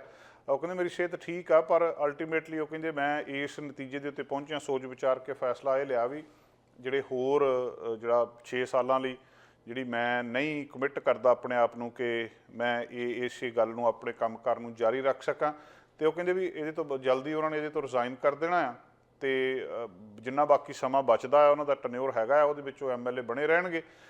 ਜਿਹੜੇ 35 ਰੇਡੀਏਸ਼ਨ ਟ੍ਰੀਟਮੈਂਟ ਪਿੱਛੇ ਜੇ ਹੋਈਆਂ ਸੀ ਜਦੋਂ ਸਰਦੀਆਂ ਦੇ ਵਿੱਚ ਤੁਹਾਡੇ ਨਾਲ ਅਸੀਂ ਖਬਰ ਸਾਂਝੀ ਕੀਤੀ ਸੀ, ਕਾਫੀ ਜਿਹੜਾ ਜ਼ਬਰਦਸਤ ਇਲਾਜ ਸੀਗਾ ਉਹਦੇ ਨਾਲ ਬਹੁਤ ਸਾਰੀ એનર્ਜੀ ਚਾਹੀਦੀ ਹੁੰਦੀ ਆ। ਅਤੇ ਉਹ ਕਹਿੰਦੇ ਵੀ ਮੈਂ ਅਤੇ ਮੇਰੀ ਜਿਹੜੀ ਵਾਈਫ ਆ ਉਹਨਾਂ ਦੋਵਾਂ ਨੇ ਫੈਸਲਾ ਕੀਤਾ ਅਤੇ ਫੀਲ ਕੀਤਾ ਕਿ ਹੁਣ ਸਮਾਂ ਆ ਗਿਆ ਕਿ ਸਾਨੂੰ ਇਸ ਆਪਣੇ ਕੈਰੀਅਰ ਨੂੰ ਛੱਡ ਦੇਣਾ ਚਾਹੀਦਾ ਆ। ਜਸਟਿਨ ਟਰੂਡੋ ਹੋਰਾਂ ਨੇ ਸਾਡੇ ਕੈਨੇਡਾ ਦੇ ਮਾਨਯੋਗ ਪ੍ਰਧਾਨ ਮੰਤਰੀ ਉਹਨਾਂ ਨੇ ਵੀ ਟਵੀਟ ਕੀਤਾ ਅਤੇ ਉਹਦੇ ਵਿੱਚ ਜਿਹੜਾ ਆਪਣੀ ਫੋਟੋ ਵੀ ਸਾਂਝੀ ਕੀਤੀ ਹੈ ਇੱਕ ਪ੍ਰੀਮੀਅਰ ਜੌਨ ਹੌਰਗਨ ਦੇ ਨਾਲ, ਜਿੱਥੇ ਜਦੋਂ ਬ੍ਰਿਟਿਸ਼ ਕੋਲੰਬੀਆ ਵਿੱਚ ਆਏ ਬੈਠੇ ਖਾਣਾ ਖਾ ਰਹੇ ਸੀ ਅਤੇ ਇਹਦੇ ਨਾਲ ਹੀ ਉਹਨਾਂ ਨੇ ਕਿਹਾ ਕਿ 17 ਸਾਲਾਂ ਤੋਂ ਵੱਧ ਦਾ ਜਿਹੜਾ ਉਹਨਾਂ ਨੇ ਕੰਮ ਕੀਤਾ ਹੈ ਉਹਦੇ ਲਈ ਉਹਨਾਂ ਦਾ ਧੰਨਵਾਦ ਵੀ ਕੀਤਾ ਹੈ। ਉਹ ਕਹਿੰਦੇ ਮੈਂ ਪਿਛਲੇ 5 ਸਾਲਾਂ ਵਿੱਚ ਪ੍ਰੀਮੀਅਰ ਜੌਨ ਹੌਰਗਨ ਨਾਲ ਮਿਲ ਕੇ ਬ੍ਰਿਟਿਸ਼ ਕੋਲੰਬੀਆ ਸਮੇਤ ਕੈਨੇਡੀਅਨਸ ਲਈ ਵੱਖ-ਵੱਖ ਜਿਹੜੇ ਮੁੱਦੇ ਸੀਗੇ ਉਹਨਾਂ ਦੇ ਉੱਤੇ ਕੰਮ ਕੀਤਾ ਆ। BC ਦੀ ਜਿਹੜੀ ਨਿਊ ਡੈਮੋਕ੍ਰੈਟਿਕ ਪਾਰਟੀ ਆ ਇਹਦੀ ਹਿਸਟਰੀ ਦੇ ਵਿੱਚ ਜੌਨ ਹੌਰਗਨ ਇੱਕੋ ਇੱਕ ਪ੍ਰੀਮੀਅਰ ਆ ਜਿਨ੍ਹਾਂ ਨੇ ਸਮੇਂ ਤੋਂ ਪਹਿਲਾਂ ਚੋਣਾਂ ਕਰਾ ਕੇ ਦੂਜੀ ਵਾਰੀ ਜਿੱਤ ਹਾਸਲ ਕੀਤੀ। ਤੁਹਾਨੂੰ ਪਤਾ ਕਿ ਪਿੱਛੇ ਜੇ ਉਸ ਪੈਂਡੈਮਿਕ ਦੇ ਵਿੱਚ ਆ ਕੇ ਇਹਨਾਂ ਨੇ ਇਲੈਕਸ਼ਨ ਅਨਾਊਂਸ ਕਰ ਦਿੱਤੀ ਸੀ ਅਤੇ ਬੜੇ ਚੰਗੇ ਤਰੀਕੇ ਦੇ ਨਾਲ ਇਹ ਜਿੱਤ ਗਏ ਸੀ। ਲੋਕਾਂ ਨੇ NDP ਦੀਆਂ ਪਾਲਿਸੀ ਦਾ ਭਰਪੂਰ ਸਮਰਥਨ ਦਿੱਤਾ। 87 ਸੀਟਾਂ ਦੇ ਵਿੱਚੋਂ 57 ਦੇ ਉੱਤੇ ਇਹ ਜਿੱਤ ਗਏ ਸੀ। 96 ਤੋਂ ਬਾਅਦ ਪਹਿਲੀ ਵਾਰ ਹੋਇਆ ਕਿ NDP ਬ੍ਰਿਟਿਸ਼ ਕੋਲੰਬੀਆ ਦੇ ਵਿੱਚ ਇਸ ਤਰੀਕੇ ਨਾਲ ਜਿੱਤੀ ਹੋਵੇ। ਅੱਜ ਸਾਰੀਆਂ ਅਖਬਾਰਾਂ ਸਾਰੇ ਥਾਵਾਂ ਦੇ ਉੱਤੇ ਪ੍ਰੀਮੀਅਰ ਜੌਨ ਹੌਰਗਨ NDP ਇਹਨਾਂ ਦੀ ਜਿਹੜੀ ਲੈਗੇਸੀ ਆ ਉਹਦੇ ਬਾਰੇ ਗੱਲਬਾਤ ਹੋ ਰਹੀ ਹੈ ਕਿ ਕਿਸ ਤਰੀਕੇ ਦੇ ਨਾਲ ਇਹ ਜਾ ਰਹੇ ਆ। ਬਹੁਤ ਕੁਛ ਇਹਨਾਂ ਨੇ ਵੱਡੇ ਕੰਮ ਕੀਤੇ ਸੀ ਜਿਹਦੇ ਵਿੱਚ MSP ਨੂੰ ਖਤਮ ਕਰਨਾ, ਇਹ ਪੋਰਟਮੈਨ ਆਪਣੇ ਨੇੜੇ ਜਿਹੜਾ ਗੋਲਡਨ ਈਅਰ ਬ੍ਰਿਜ ਆ ਇਹਨਾਂ ਦੇ ਉੱਤੇ ਟੋਲ ਨੂੰ ਖਤਮ ਕਰ ਦਿੱਤਾ ਸੀ। ਜਿਹੜੇ ਘਰਾਂ ਦੇ ਉੱਤੇ ਕੁਛ ਟੈਕਸ ਲਾਏ ਸੀ ਉਹਦੇ ਕਰਕੇ ਵੀ ਬਹੁਤ ਚਰਚਾ ਦੇ ਵਿੱਚ ਰਹੇ ਸੀ। ਜਿਹੜੇ ਅਮੀਰ ਲੋਕ ਨੇ ਉਹਨਾਂ ਦੇ ਉੱਤੇ ਟੈਕਸ ਲਾਏ ਸੀ ਪ੍ਰੀਮੀਅਰ ਜੌਨ ਹੌਰਗਨ ਹੁਣੀ, ਉਹਨਾਂ ਦੇ ਉੱਤੇ ਵੀ ਕਾਫੀ ਚਰਚਾ ਦੇ ਵਿੱਚ ਸੀਗੇ। ਜਦੋਂ ਦੂਜੀ ਟਰਮ ਦੇ ਵਿੱਚ ਆਏ ਆ ਤਾਂ ਕੋਵਿਡ ਅਤੇ ਇਹ ਜਿਹੜਾ ਵਾਈਲਡ ਫਾਇਰ ਸੀਗੀ, ਫਲੱਡਸ ਸੀਗੇ, ਇਹਦੇ ਉੱਤੇ ਇਹਨਾਂ ਨੇ ਕਾਫੀ ਧਿਆਨ ਕੇਂਦਰਿਤ ਕੀਤਾ। ਕੁਦਰਤੀ ਆਫਤਾਂ ਦੇ ਨਾਲ ਬ੍ਰਿਟਿਸ਼ ਕੋਲੰਬੀਆ ਨੂੰ ਲੰਬਾ ਸਮਾਂ ਲੜਨਾ ਪਿਆ, ਭਾਵੇਂ ਬਹੁਤ ਸਾਰੀ ਆਲੋਚਨਾ ਵੀ ਹੋਈ ਇਹਨਾਂ ਦੀ। ਜਿਹੜੇ ਬ੍ਰਿਟਿਸ਼ ਕੋਲੰਬੀਆ ਦੇ ਜਿਹੜੀ BC ਲਿਬਰਲ ਦੇ ਲੀਡਰ ਨੇ ਕੈਵਨ ਫਾਲਕਨ, ਉਹਨਾਂ ਨੇ ਵੀ ਥੋੜ੍ਹੇ ਦਿਨ ਪਹਿਲਾਂ ਇਹਨਾਂ ਦੀ ਆਲੋਚਨਾ ਕੀਤੀ ਸੀ ਵੀ ਇਹਨਾਂ ਨੂੰ NDP ਨੇ ਕੀਤਾ ਕੁਛ ਨਹੀਂ। ਸਿਹਤ ਮਾਮਲਿਆਂ ਦੇ ਉੱਤੇ, ਡਾਕਟਰਾਂ ਦੀ ਅਵੇਲੇਬਿਲਿਟੀ ਦੇ ਉੱਤੇ, ਫੈਮਿਲੀ ਫਿਜ਼ੀਸ਼ੀਅਨ ਦੀ ਕਮੀ ਦੇ ਉੱਤੇ, ਹੋਰ ਥਾਵਾਂ ਦੇ ਉੱਤੇ ਜਿਹੜੀ ਡਿਲੇ ਹੋ ਰਹੀ ਸਰਜਰੀਜ਼ ਉਹਦੇ ਕਰਕੇ ਇਹਨਾਂ ਦੀ ਆਲੋਚਨਾ ਵੀ ਕੀਤੀ ਸੀ। ਪਰ ਓਵਰਆਲ ਜਦੋਂ ਸਰਵੇ ਕੀਤਾ ਜਾਂਦਾ ਤਾਂ ਉਹਦੇ ਵਿੱਚ ਜੌਨ ਹੌਰਗਨ ਇੱਕ ਬਹੁਤ ਲੋਕਾਂ ਦੇ ਪਸੰਦੀਦਾ ਜਿਹੜੇ ਆਗੂ ਵਜੋਂ ਰਹੇ ਆ। ਕਾਕਸ ਦੇ ਵਿੱਚ ਵੀ ਇਹਨਾਂ ਦਾ ਆਪਣਾ ਵੀ ਬਹੁਤ ਭਰੋਸਾ ਕਾਮਯਾਬ ਰਿਹਾ। ਲਗਭਗ ਸਾਰੀ ਪਾਰਟੀ ਇਕਜੁੱਟ ਰਹੀ ਆ। ਗੱਲਬਾਤ ਪਿਛਲੇ ਸਾਲ ਹੀ ਚੱਲਦੀ ਸੀ ਕਿ ਪ੍ਰੀਮੀਅਰ ਜੌਨ ਹੌਰਗਨ ਕਿਸੇ ਵੇਲੇ ਵੀ ਰਿਜ਼ਾਈਨ ਕਰ ਸਕਦੇ ਆ। ਇਹਦੇ ਤੋਂ ਬਾਅਦ ਇਹਨਾਂ ਨੇ ਜਿਹੜਾ ਪਰ ਉਹ ਕਿਸੇ ਨਾ ਕਿਸੇ ਤਰ੍ਹਾਂ ਗੱਲਬਾਤ ਚੱਲਦੀ ਆਈ ਅਤੇ ਹੁਣ ਉਹਨਾਂ ਨੇ ਆਖਰਕਾਰ ਇਹ ਫੈਸਲਾ ਕਰ ਦਿੱਤਾ। ਹੁਣ ਅਗਲੀਆਂ ਚੋਣਾਂ ਜਿਹੜੀਆਂ 2024 ਦੇ ਵਿੱਚ ਹੋਣੀਆਂ ਇਲੈਕਸ਼ਨ, 1990 ਦੇ ਵਿੱਚ ਇਹ MLA ਵਜੋਂ ਜਿਹੜੇ ਵਿਧਾਇਕ ਦੇ ਸਹਾਇਕ ਵਜੋਂ ਆਪਣੇ ਸਿਆਸੀ ਕੈਰੀਅਰ ਦੇ ਨੇ ਸ਼ੁਰੂਆਤ ਕੀਤੀ ਸੀ। 14-17 ਦੇ ਵਿੱਚ ਵਿਰੋਧੀ ਧਿਰ ਦੇ ਨੇਤਾ ਵੀ ਰਹੇ ਆ। 1959 ਦੇ ਵਿੱਚ ਇਹਨਾਂ ਦਾ ਜਨਮ ਹੋਇਆ ਅਤੇ ਕਾਫੀ ਲੰਬਾ ਸਮਾਂ ਇਹਨਾਂ ਨੇ ਜਿਹੜਾ ਹੁਣ 36 ਜਿਹੜੀ ਹੈਗੀ ਆ ਹੁਣ ਇਸ ਵੇਲੇ ਪ੍ਰੀਮੀਅਰ ਬ੍ਰਿਟਿਸ਼ ਕੋਲੰਬੀਆ ਦੇ ਵਿੱਚ 2017 ਤੋਂ ਲੈ ਕੇ ਹੁਣ ਤੱਕ ਚੱਲੇ ਆ ਰਿਹਾ। ਔਰ ਬ੍ਰਿਟਿਸ਼ ਕੋਲੰਬੀਆ ਦੇ ਜਿਹੜੇ ਯਾਦ ਰੱਖਣ ਯੋਗ ਪ੍ਰੀਮੀਅਰ ਨੇ ਉਹਨਾਂ ਦੇ ਵਿੱਚ ਇਹਨਾਂ ਦਾ ਨਾਂ ਸ਼ੁਮਾਰ ਕੀਤਾ ਜਾਂਦਾ। BC NDP ਦੀ 2011 ਦੇ ਵਿੱਚ ਜਦੋਂ ਲੀਡਰਸ਼ਿਪ ਇਲੈਕਸ਼ਨ ਹੋਈ ਸੀ ਉਹਦੇ ਇਹ ਤੀਜੇ ਨੰਬਰ ਦੇ ਉੱਤੇ ਆਏ ਸੀ। ਫਿਰ ਲੀਡਰਸ਼ਿਪ ਇਲੈਕਸ਼ਨ ਹੋਈ ਸੀ, ਉਹਦੇ ਤੋਂ ਬਾਅਦ ਫਿਰ ਓਫੀਸ਼ੀਅਲ ਅਪੋਜੀਸ਼ਨ ਦੇ critic for energy and opposition house leader ਬਣੇ ਸੀ। ਫਿਰ ਇਹਨਾਂ ਨੂੰ ਜਿਹੜਾ ਰਿਪਲੇਸ ਕੀਤਾ ਸੀ ਬਰੂਸ ਰਾਸ ਨੇ ਅਤੇ ਅਪੋਜੀਸ਼ਨ ਹਾਊਸ ਲੀਡਰ ਵਜੋਂ। ਅਤੇ ਫਿਰ 2014 ਦੇ ਵਿੱਚ ਲੀਡਰਸ਼ਿਪ ਇਲੈਕਸ਼ਨ ਦੇ ਵਿੱਚ ਇਹਨਾਂ ਦੀ ਐਂਟਰੀ ਹੋਈ ਸੀ। 17 ਮਾਰਚ 2014 ਨੂੰ ਇਹਨਾਂ ਨੇ ਆਪਣੀ ਕੈਂਡੀਡੇਸੀ ਅਨਾਊਂਸ ਕੀਤੀ ਸੀ ਅਤੇ 2014 ਦੇ ਲੀਡਰਸ਼ਿਪ ਇਲੈਕਸ਼ਨ ਦੇ ਵਿੱਚ ਇਹਨਾਂ ਦਾ ਸਲੋਗਨ ਜਿਹੜਾ ਸੀਗਾ ਕਿ real leadership for all BC। Campaign ਦੇ ਵਿੱਚ ਬਹੁਤ ਜ਼ਬਰਦਸਤ ਤਰੀਕੇ ਨਾਲ ਇਹਨਾਂ ਨੇ ਆਪਣੀ ਗੱਲ ਲੋਕਾਂ ਨੂੰ ਦੱਸੀ ਸੀ, ਕਨਵਰਸਿੰਗ ਕੀਤੀ ਸੀ ਅਤੇ ਇਹ ਜਿਹੜੇ ਇਹਨਾਂ ਦੀ ਪੋਜੀਸ਼ਨ ਦੇ ਉੱਤੇ 1 ਮਈ 2014 ਨੂੰ ਫਿਰ ਇਹਨਾਂ ਨੂੰ ਓਫੀਸ਼ਲੀ ਅਨਾਊਂਸ ਕਰ ਦਿੱਤਾ ਗਿਆ ਅਤੇ 5 ਮਈ 2014 ਨੂੰ ਇਹ ਪਾਰਟੀ ਲੀਡਰ ਬਣ ਗਏ ਸੀ। 2017 ਦੀ ਜਿਹੜੀ ਪ੍ਰੋਵਿੰਸ਼ੀਅਲ ਇਲੈਕਸ਼ਨ ਸੀਗੀ 9 ਮਈ 2017 ਨੂੰ ਹੋਈ ਸੀ। Premier Christy Clark BC liberal ਦੇ ਆਗੂ ਸੀਗੇ। ਗਵਰਨਮੈਂਟ ਜਿਹੜੀ ਆ 43 ਸੀਟਾਂ ਦੇ ਉੱਤੇ ਸੀਗੀ ਤੇ 1 ਸੀਟ ਇਹਨਾਂ ਦੀ ਘਟ ਗਈ ਸੀ ਮੈਜੋਰਟੀ ਨਾਲੋਂ। ਫਿਰ 29 ਮਈ 2017 ਨੂੰ ਫਿਰ ਜਿਹੜੀ ਅਨਾਊਂਸਮੈਂਟ ਹੋਈ ਸੀ NDP ਤੇ ਗ੍ਰੀਨ ਪਾਰਟੀ ਬ੍ਰਿਟਿਸ਼ ਕੋਲੰਬੀਆ ਇੱਕ ਜਿਹੜਾ ਕੌਨਫੀਡੈਂਸ ਤੇ ਸਪਲਾਈ ਐਗਰੀਮੈਂਟ ਦੇ ਉੱਤੇ ਪਹੁੰਚ ਗਏ ਸੀ ਤੇ ਜਿਹੜੀ ਗ੍ਰੀਨ ਆ ਫਿਰ ਉਹ ਸਪੋਰਟ ਕਰਦੀ ਸੀਗੀ NDP ਦੀ ਮਾਈਨੋਰਿਟੀ ਸਰਕਾਰ ਨੂੰ 4 ਸਾਲਾਂ ਦੇ ਲਈ। ਇਸ ਗੱਲ ਦੇ ਉੱਤੇ ਸਹਿਮਤ ਹੋ ਗਏ ਸੀ ਤੇ ਉਹਦੇ ਤੋਂ ਬਾਅਦ ਫਿਰ ਜਿਹੜਾ ਅਗਲੀ ਇਲੈਕਸ਼ਨ ਹੁੰਦੀ ਆ ਤੇ ਉਹਦੇ ਵਿੱਚ ਜਾ ਕੇ ਇਹ ਫਿਰ ਜਿਹੜੀ ਇਹ NDP ਆ ਉਹ ਜਿੱਤਦੀ ਆ। ਲਗਾਤਾਰ 1 ਸਤੰਬਰ 2020 ਨੂੰ ਜਦੋਂ ਸਨੈਪ ਇਲੈਕਸ਼ਨ ਇਹਨਾਂ ਨੇ ਕਾਲ ਕੀਤੀ ਸੀ ਤਾਂ ਜਿਹੜੀ 24 ਅਕਤੂਬਰ ਨੂੰ ਫਿਰ ਜਾ ਕੇ ਹੋਈ ਸੀ ਤਾਂ ਉਹਦੇ ਵਿੱਚ 57 ਸੀਟਾਂ ਇਹਨਾਂ ਨੂੰ ਮਿਲੀਆਂ ਸੀ। ਕਾਫੀ ਵੱਡੀ ਜਿਹੜੀ ਪੋਪੂਲਰ ਵੋਟ ਸੀਗੀ ਇਹਨਾਂ ਨੂੰ ਇਸ ਪਾਰਟੀ ਨੂੰ ਮਿਲੀ ਸੀ ਔਰ ਇਤਿਹਾਸ ਦੇ ਵਿੱਚ ਇਹਨਾਂ ਦੇ NDP ਦੇ ਇਤਿਹਾਸ ਦੇ ਵਿੱਚ ਬਹੁਤ ਵੱਡਾ ਇੱਕ ਪੋਪੂਲਰ ਵੋਟ ਦਾ ਸ਼ੇਅਰ ਇਹਨਾਂ ਨੂੰ ਮਿਲਿਆ ਸੀ। ਤੇ ਹੁਣ ਉਹਨਾਂ ਨੇ ਕੱਲ੍ਹ ਇਹ ਅਨਾਊਂਸ ਕਰ ਦਿੱਤਾ ਆ ਕਿ ਉਹ ਆਪਣਾ ਇਸ ਪਾਸਿਓਂ ਆਪਣੇ ਰਾਜਨੀਤਿਕ ਕੈਰੀਅਰ ਨੂੰ ਇੱਧਰ ਨੂੰ ਪਿੱਛੇ ਜਾ ਰਿਹਾ। ਇਹ ਵੀ ਦੱਸਣਯੋਗ ਆ ਕਿ ਕਾਫੀ ਬਚਪਨ ਦੇ ਵਿੱਚ ਹੀ ਪ੍ਰੀਮੀਅਰ ਜੌਨ ਹੌਰਗਨ ਨੇ ਕਾਫੀ ਸਟਰਗਲ ਕੀਤੀ ਆ। ਇਹਨਾਂ ਦੇ ਪਿਤਾ ਦੀ ਮੌਤ ਉਸ ਵੇਲੇ ਹੋ ਗਈ ਸੀ ਜਦੋਂ ਇਹਨਾਂ ਦੀ ਉਮਰ 18 ਮਹੀਨਿਆਂ ਦੀ ਸੀਗੀ ਤੇ ਇਹਨਾਂ ਦੀ ਮਦਰ ਨੇ ਇਹਨਾਂ ਨੂੰ ਇਕੱਲਿਆਂ ਨੂੰ ਪਾਲਿਆ। 3 ਇਹਨਾਂ ਦੇ ਹੋਰ ਭੈਣ ਭਰਾ ਸੀਗੇ। ਮਲਟੀਪਲ ਜੌਬਸ ਕੀਤੀਆਂ, ਪੈਸਾ ਜੋੜਿਆ, ਯੂਨੀਵਰਸਿਟੀ ਗਏ ਔਰ ਇਹ ਵੀ ਦੱਸਦੇ ਆ ਕਿ ਇਹਨਾਂ ਨੇ ਕਿ ਪਲਪ ਮਿਲ ਦੇ ਵਿੱਚ ਜਿਹੜਾ ਓਸ਼ੀਅਨ ਫਾਲਸ ਦੇ ਵਿੱਚ ਆ ਉੱਥੇ ਵੀ ਕੰਮ ਕੀਤਾ। 79 ਦੇ ਵਿੱਚ ਫਿਰ ਇਹ ਜਦੋਂ ਪੜ੍ਹਦੇ ਸੀ ਟ੍ਰੈਂਟ ਯੂਨੀਵਰਸਿਟੀ ਪੀਟਰਸਬਰਗ ontario ਦੇ ਵਿੱਚ, ਉੱਥੇ ਇਹਨਾਂ ਦੀ ਹੁਣ ਜਿਹੜੀ ਪਤਨੀ ਆ ਉਹਨਾਂ ਦੇ ਨਾਲ ਮੇਲ ਹੋਇਆ। 2 ਇਹਨਾਂ ਦੇ ਜਿਹੜੇ ਬੇਟੇ ਆ ਤੇ ਇਹਨਾਂ ਨੇ 1983 ਦੇ ਵਿੱਚ ਪ੍ਰੀਮੀਅਰ ਜੌਨ ਹੌਰਗਨ ਨੇ ਬੈਚਲਰ ਆਫ ਆਰਟਸ ਕੀਤੀ ਸੀ ਟ੍ਰੈਂਟ ਤੋਂ ਤੇ 2000 ਦੇ ਵਿੱਚ ਇਹਨਾਂ ਨੂੰ ਜਿਹੜਾ ਇਹ ਕੈਂਸਰ ਆ ਉਹ ਡਾਇਗਨੋਜ਼ ਹੋਇਆ ਸੀ। ਬ੍ਰਿਟਿਸ਼ ਕੋਲੰਬੀਆ ਦੇ ਲੋਕਾਂ ਨੇ ਇੱਕ ਪ੍ਰੀਮੀਅਰ ਆਪਣਾ ਜਿਹਨੂੰ ਬਹੁਤ ਪਸੰਦ ਕੀਤਾ ਔਰ ਵੱਡੇ ਪੱਧਰ ਦੇ ਉੱਤੇ ਉਹਨਾਂ ਦੀ ਆਲੋਚਨਾ ਦੇ ਬਾਵਜੂਦ ਵੀ BC NDP ਨੂੰ ਤੇ ਇਹਨਾਂ ਦੇ ਜਿਹੜੇ ਆਗੂ ਸੀ ਪ੍ਰੀਮੀਅਰ ਜੌਨ ਹੌਰਗਨ ਉਹਨਾਂ ਨੂੰ ਪਸੰਦ ਕੀਤਾ। ਉਹ ਹੁਣ ਜਾ ਰਹੇ ਨੇ। ਇਹ ਇੱਕ ਵੱਡੀ ਖਬਰ ਹੁਣ ਤੱਕ ਜਿਹੜੀ ਚਰਚਾ ਦੇ ਵਿੱਚ ਇਸ ਵੇਲੇ ਚੱਲ ਰਹੀ ਹੈ। ਇਹਨਾਂ ਤੋਂ ਪਹਿਲਾਂ ਕ੍ਰਿਸਟੀ ਕਲਾਰਕ ਬ੍ਰਿਟਿਸ਼ ਕੋਲੰਬੀਆ ਦੇ ਪ੍ਰੀਮੀਅਰ ਸੀਗੇ ਤੇ ਉਹਨਾਂ ਤੋਂ ਪਹਿਲਾਂ ਗੋਰਡਨ ਕੈਂਪਬੈਲ ਬ੍ਰਿਟਿਸ਼ ਕੋਲੰਬੀਆ ਦੇ ਪ੍ਰੀਮੀਅਰ ਰਹੇ ਆ। ਕੱਲ੍ਹ ਆਪਾਂ ਜ਼ਿਕਰ ਕੀਤਾ ਸੀ ਕਿ ਜਿਹੜਾ ਫਰੀडम ਕਨਵੋਏ ਸੀ ਉਹਦੇ ਨਾਲ ਜੋ ਕੁਝ ਹੋਇਆ ਸੀ ਤੇ ਇਸ ਵਾਰੀ ਜਿਹੜਾ ਕੈਨੇਡਾ ਡੇ ਆ ਉਹਦੇ ਉੱਤੇ ਵੀ ਕਿਤੇ ਨਾ ਕਿਤੇ ਵਿਰੋਧ ਪ੍ਰਦਰਸ਼ਨ ਹੋ ਸਕਦੇ ਆ ਤੇ ਖਾਸ ਕਰ ਓਟਵਾ ਦੇ ਵਿੱਚ ਤੇ ਜਿਹੜੀਆਂ ਲਾਅ ਇਨਫੋਰਸਮੈਂਟ ਏਜੰਸੀਜ਼ ਆ ਉਹਦੀ ਤਿਆਰੀ ਕਰ ਰਹੀਆਂ ਨੇ। ਇੱਕ ਖਬਰ ਨਿਊਜ਼ ਏਜੰਸੀ CBC ਨੇ ਸਾਂਝੀ ਕੀਤੀ ਆ ਜਿਹਦੇ ਵਿੱਚ ਉਹਨਾਂ ਨੇ ਇਹ ਦੱਸਿਆ ਕਿ ਜਿਹੜੇ ਜੱਜ ਕੋਰਟ ਹੀਅਰਿੰਗ ਦੇ ਵਿੱਚ ਹੈਗੇ ਆ ਫਰੀडम ਕਨਵੋਏ ਆਰਗੇਨਾਈਜ਼ਰ ਵਾਲੇ ਦੇ ਵਿੱਚ, ਉਹ ਦੱਸ ਰਹੇ ਆ ਕਿ ਉਹਨਾਂ ਨੂੰ ਧਮਕੀਆਂ ਮਿਲ ਰਹੀਆਂ। ਮਤਲਬ ਜੱਜ ਨੂੰ ਧਮਕੀਆਂ ਮਿਲ ਰਹੀਆਂ ਕੈਨੇਡਾ ਦੇ ਵਿੱਚ ਜਿਹੜੇ ਫਰੀडम ਕਨਵੋਏ ਦੀ ਹੀਅਰਿੰਗ ਕਰ ਰਹੇ ਆ ਤੇ ਉਹ ਕਹਿੰਦੇ ਵੀ ਹੁਣ ਇਹ ਏਡੀ ਕੁ ਵੱਡੀ ਗੱਲਬਾਤ ਹੋ ਗਈ ਕਿ ਪੁਲਿਸ ਨੂੰ ਇਹਦੇ ਵਿੱਚ ਜਿਹੜਾ ਇੰਟਰਵੀਨ ਕਰਨਾ ਪਿਆ। ਉਹਨਾਂ ਨੂੰ ਇੱਥੇ ਆ ਕੇ ਦੇਖਣਾ ਪਿਆ ਵੀ ਇਹ ਮਾਮਲਾ ਅਸਲ ਦੇ ਵਿੱਚ ਕੀ ਆ।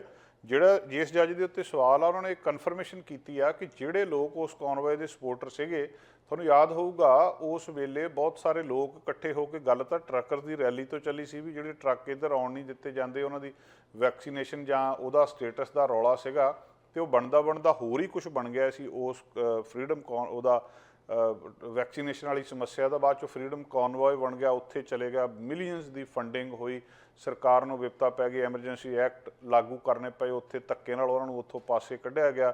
ਇੱਕ ਵਾਰੀ ਪੂਰੇ ਕੈਨੇਡਾ ਦੇ ਵਿੱਚ ਹਲਚਲ ਮਚ ਗਈ ਸੀ ਔਰ ਇਹੀ ਕੁਛ ਇੱਦਾਂ ਦਾ ਹੀ ਅਮਰੀਕਾ ਦੇ ਵਿੱਚ ਸ਼ੁਰੂ ਹੋ ਗਿਆ ਸੀ। ਦੁਨੀਆ ਦੇ ਦੂਜੇ ਮੁਲਕਾਂ ਦੇ ਵਿੱਚ ਵੀ ਕੈਨੇਡਾ ਦੀ ਦੇਖੀ ਫਰੀडम ਕਨਵੋਏ ਚੱਲ ਪਏ ਸੀ।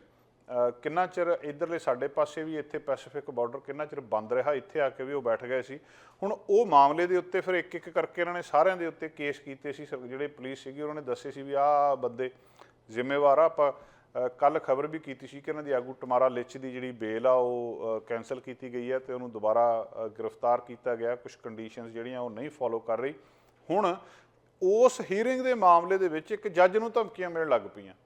ਜਿਹੜੇ ਸਪੋਰਟਰ ਸੀਗੇ ਇਸ ਫਰੀडम ਕਨਵੋਏ ਦੇ, ਜਿਹੜੇ ਉੱਥੇ ਇਕੱਠੇ ਹੋਏ ਸੀ ਓਟਵਾ ਦੇ ਵਿੱਚ, ਉਹ ਸ਼ਰੇਆਮ ਮਤਲਬ ਧਮਕੀ ਦੇ ਰਹੇ ਆ ਜੱਜ ਨੂੰ ਔਰ ਇਹ ਆਪਣੇ ਆਪ ਦੇ ਵਿੱਚ ਬੜੀ ਮਾੜੀ ਗੱਲ ਵੀ ਆ। ਕਈ ਮੈਸੇजेस ਕਹਿੰਦੇ ਉਹਨਾਂ ਨੂੰ ਆ ਰਹੇ ਆ, ਯੂਨਾਈਟਿਡ ਸਟੇਟਸ ਤੋਂ ਵੀ ਆ ਰਹੇ ਆ, ਓਫੈਂਸਿਵ ਮੈਸੇजेस, ਤੇ ਹੁਣ ਪੁਲਿਸ ਇਹਦੇ ਉੱਤੇ ਰਿਐਕਟ ਕਰ ਰਹੀ ਆ ਤੇ ਉਹਦੀ ਜਿਹੜੀ ਫਿਜ਼ੀਕਲ ਸੇਫਟੀ ਆ ਉਹਦੇ ਉੱਤੇ ਜੱਜ ਦੇ ਉੱਤੇ ਵੀ ਸਵਾਲ ਹੋਣੇ ਸ਼ੁਰੂ ਹੋ ਗਏ ਆ। ਤੇ ਉਹ ਇਹ ਕਿੱਥੇ ਤੱਕ ਕਹਿ ਰਿਹਾ ਕਿ ਅਸੀਂ ਆਪਣੇ ਬੱਚਿਆਂ ਨੂੰ ਕਹਿ ਰਹੇ ਹਾਂ ਕਿ ਤੁਸੀਂ ਘਰ ਤੋਂ ਬਾਹਰ ਨਾ ਆਓ।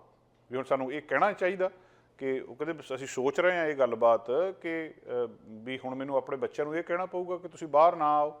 ਉਹ ਕਹਿੰਦੇ ਆਪਣਾ ਅਲਾਰਮ ਸਿਸਟਮ ਚੇਂਜ ਕਰ ਲਿਆ ਅਸੀਂ, ਜਿਹੜਾ ਮੈਨੂੰ ਇਹ ਕਿਹਾ ਗਿਆ ਕਿ ਉਹੀ ਰੂਟ ਜਿਹੜਾ ਰੋਜ਼ ਨਹੀਂ ਲੈਣਾ ਜਿਹੜੇ ਰੂਟ ਤੋਂ ਆਉਂਦੇ ਆ, ਅਤੇ ਮਤਲਬ ਬਹੁਤ ਜ਼ਿਆਦਾ ਜਿਹੜਾ ਉਹ ਖਤਰੇ ਦੇ ਵਿੱਚ ਇਸ ਗੱਲ ਤੋਂ ਦੱਸੇ ਜਾ ਰਹੇ ਆ।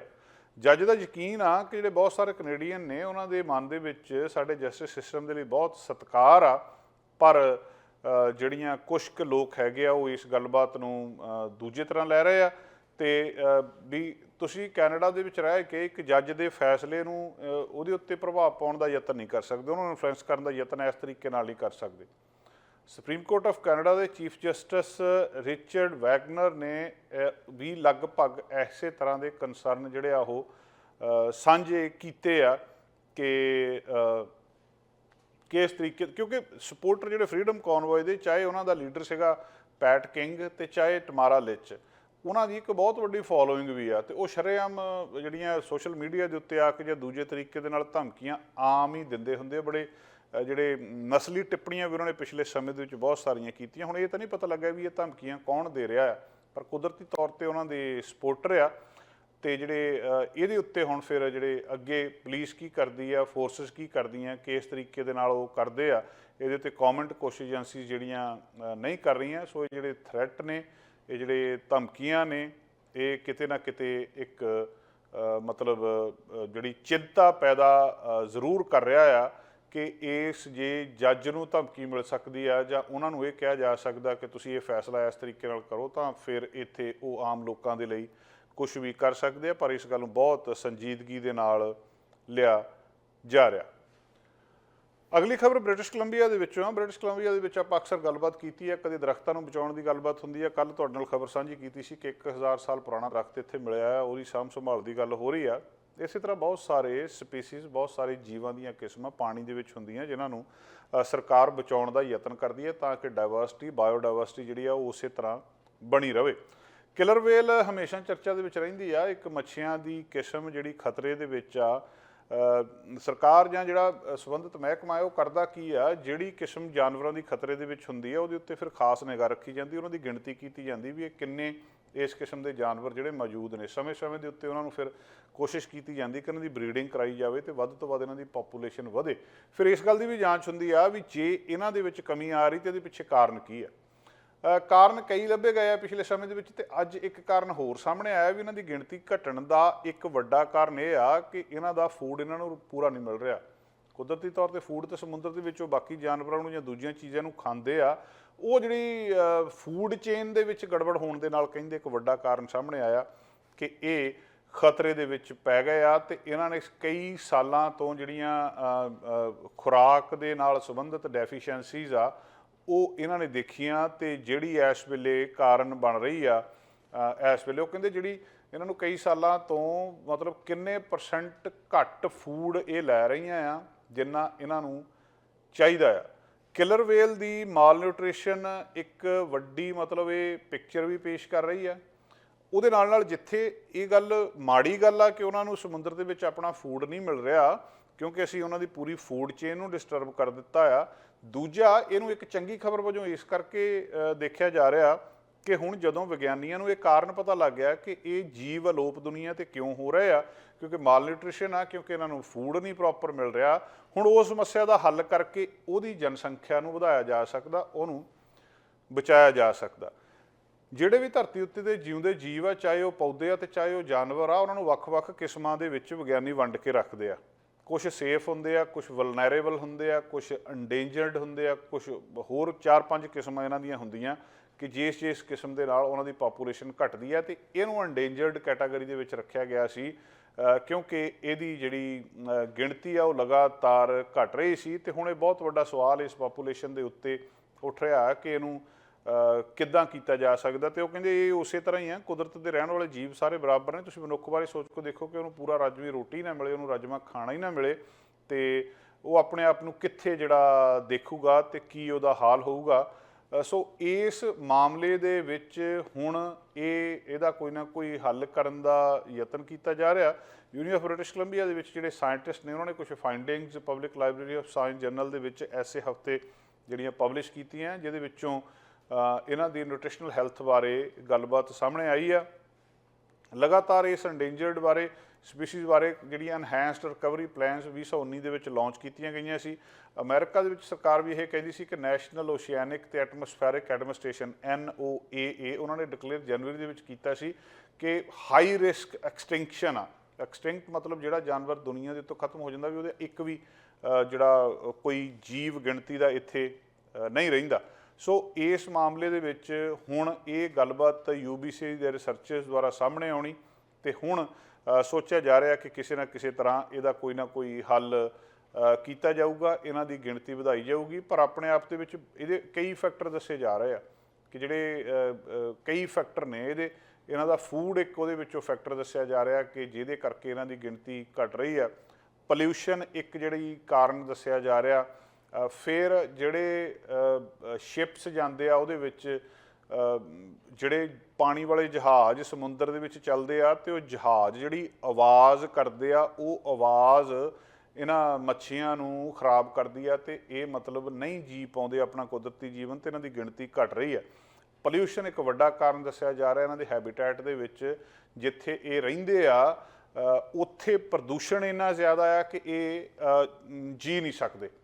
ਤੇ ਇੱਕ ਜਿਨ੍ਹਾਂ ਜਾਨਵਰਾਂ ਨੂੰ ਇਹ ਖਾਂਦੇ ਆ ਉਹਨਾਂ ਦੀ ਗਿਣਤੀ ਸਮੁੰਦਰ ਦੇ ਵਿੱਚ ਘਟ ਰਹੀ ਹੈ ਤੇ ਜੇ ਉਹਨਾਂ ਦੀ ਗਿਣਤੀ ਘਟ ਰਹੀ ਹੈ ਤਾਂ ਇਹਨਾਂ ਦਾ ਖਾਣਾ ਪੂਰਾ ਨਹੀਂ ਮਿਲ ਰਿਹਾ। ਇਹ ਬੜੀ ਕਲੀਅਰ ਗੱਲ ਆ ਤੇ ਇਹਦੇ ਬਾਰੇ ਹੁਣ ਅੱਗੇ ਫਿਰ ਜਿਹੜੀ ਖੋਜਬੀਨ ਆ ਉਹ ਚੱਲ ਰਹੀ ਆ ਕਿ ਕੀ ਹੱਲ ਕੀਤਾ ਜਾਵੇ, ਕਿਉਂਕਿ ਮਾਮਲਾ ਇਹ ਨਹੀਂ, ਕਈ ਵਾਰੀ ਲੋਕ ਇਹ ਸੋਚਦੇ ਆ ਕਿ ਜੇ ਇੱਕ ਮੱਛੀ ਦੀ ਕਿਸਮ ਖਤਮ ਵੀ ਹੋ ਗਈ ਤਾਂ ਫਿਰ ਕੀ ਹੋ ਜਾਊਗਾ, ਕੋਈ ਫਰਕ ਨਹੀਂ ਪੈਂਦਾ, ਬਾਕੀ ਚੱਲੀ ਜਾਣੀ। ਪਰ ਅਸਲ ਦੇ ਵਿੱਚ ਜਿਹੜੀ ਸਾਡੀ ਫੂਡ ਚੇਨ ਆ ਉਹ ਇੰਨੀ ਚੰਗੀ ਤਰ੍ਹਾਂ ਇੱਕ ਦੂਜੇ ਦੇ ਨਾਲ ਜੁੜੀ ਆ, ਕੜੀ ਦਰ ਕੜੀ ਜੁੜੀ ਆ, ਜੇ ਉਹਦੇ ਵਿੱਚੋਂ ਇੱਕ ਚੀਜ਼ ਵੀ ਮਿਸ ਹੋ ਗਈ ਤਾਂ ਉਹਨੇ ਸਾਰਾ ਕੁਝ ਖਤਮ ਕਰ ਦੇਣਾ। ਕਿਸੇ ਜੰਗਲ ਦੇ ਵਿੱਚ ਜੇ ਜਦੋਂ ਜਿਹੜਾ ਸਹਾਰਾ ਡੈਜ਼ਰਟ ਬਣਿਆ ਆ, ਦੱਸਦੇ ਆ ਵਿਗਿਆਨੀ ਕਿ ਉੱਥੇ ਸ਼ੇਰਾਂ ਨੂੰ ਫੜ ਲਿਆ ਗਿਆ ਸੀ। ਜਦੋਂ ਜਿਹੜੇ ਰਾਜੇ ਜਾਂ ਵੱਡੇ ਲੋਕ ਹੁੰਦੇ ਸੀ ਉਹ ਸ਼ੇਰਾਂ ਨੂੰ ਲੜਾ ਕੇ ਤਮਾਸ਼ਾ ਦੇਖਦੇ ਸੀ, ਸ਼ੇਰਾਂ ਨੂੰ ਫੜ ਲੈਂਦੇ ਸੀ। ਸ਼ੇਰਾਂ ਨੂੰ ਫੜਨ ਦੇ ਨਾਲ ਜੰਗਲ ਦੇ ਵਿੱਚ ਉਹਨਾਂ ਦੀ ਗਿਣਤੀ ਘਟ ਗਈ। ਜਿਹੜੇ ਦੂਜੇ ਜਾਨਵਰ ਸੀ ਜਿਨ੍ਹਾਂ ਨੂੰ ਸ਼ੇਰ ਖਾਂਦੇ ਸੀ ਉਹਨਾਂ ਦੀ ਗਿਣਤੀ ਵੱਧ ਗਈ। ਉਹਨਾਂ ਦੀ ਗਿਣਤੀ ਵਧਣ ਦੇ ਨਾਲ ਉੱਥੇ ਜਿੰਨੀ ਵੈਜੀਟੇਸ਼ਨ ਸੀ, ਜਿੰਨੀ ਹਰਿਆਲੀ ਸੀ, ਉਹ ਸਾਰੀ ਨੂੰ ਉਹ ਖਾ ਗਏ ਤੇ ਉਹ ਮਾਰੂਥਲ ਇਲਾਕੇ ਜਿਹੜੇ ਆ ਉਹ ਬਣ ਜਾਂਦੇ ਆ।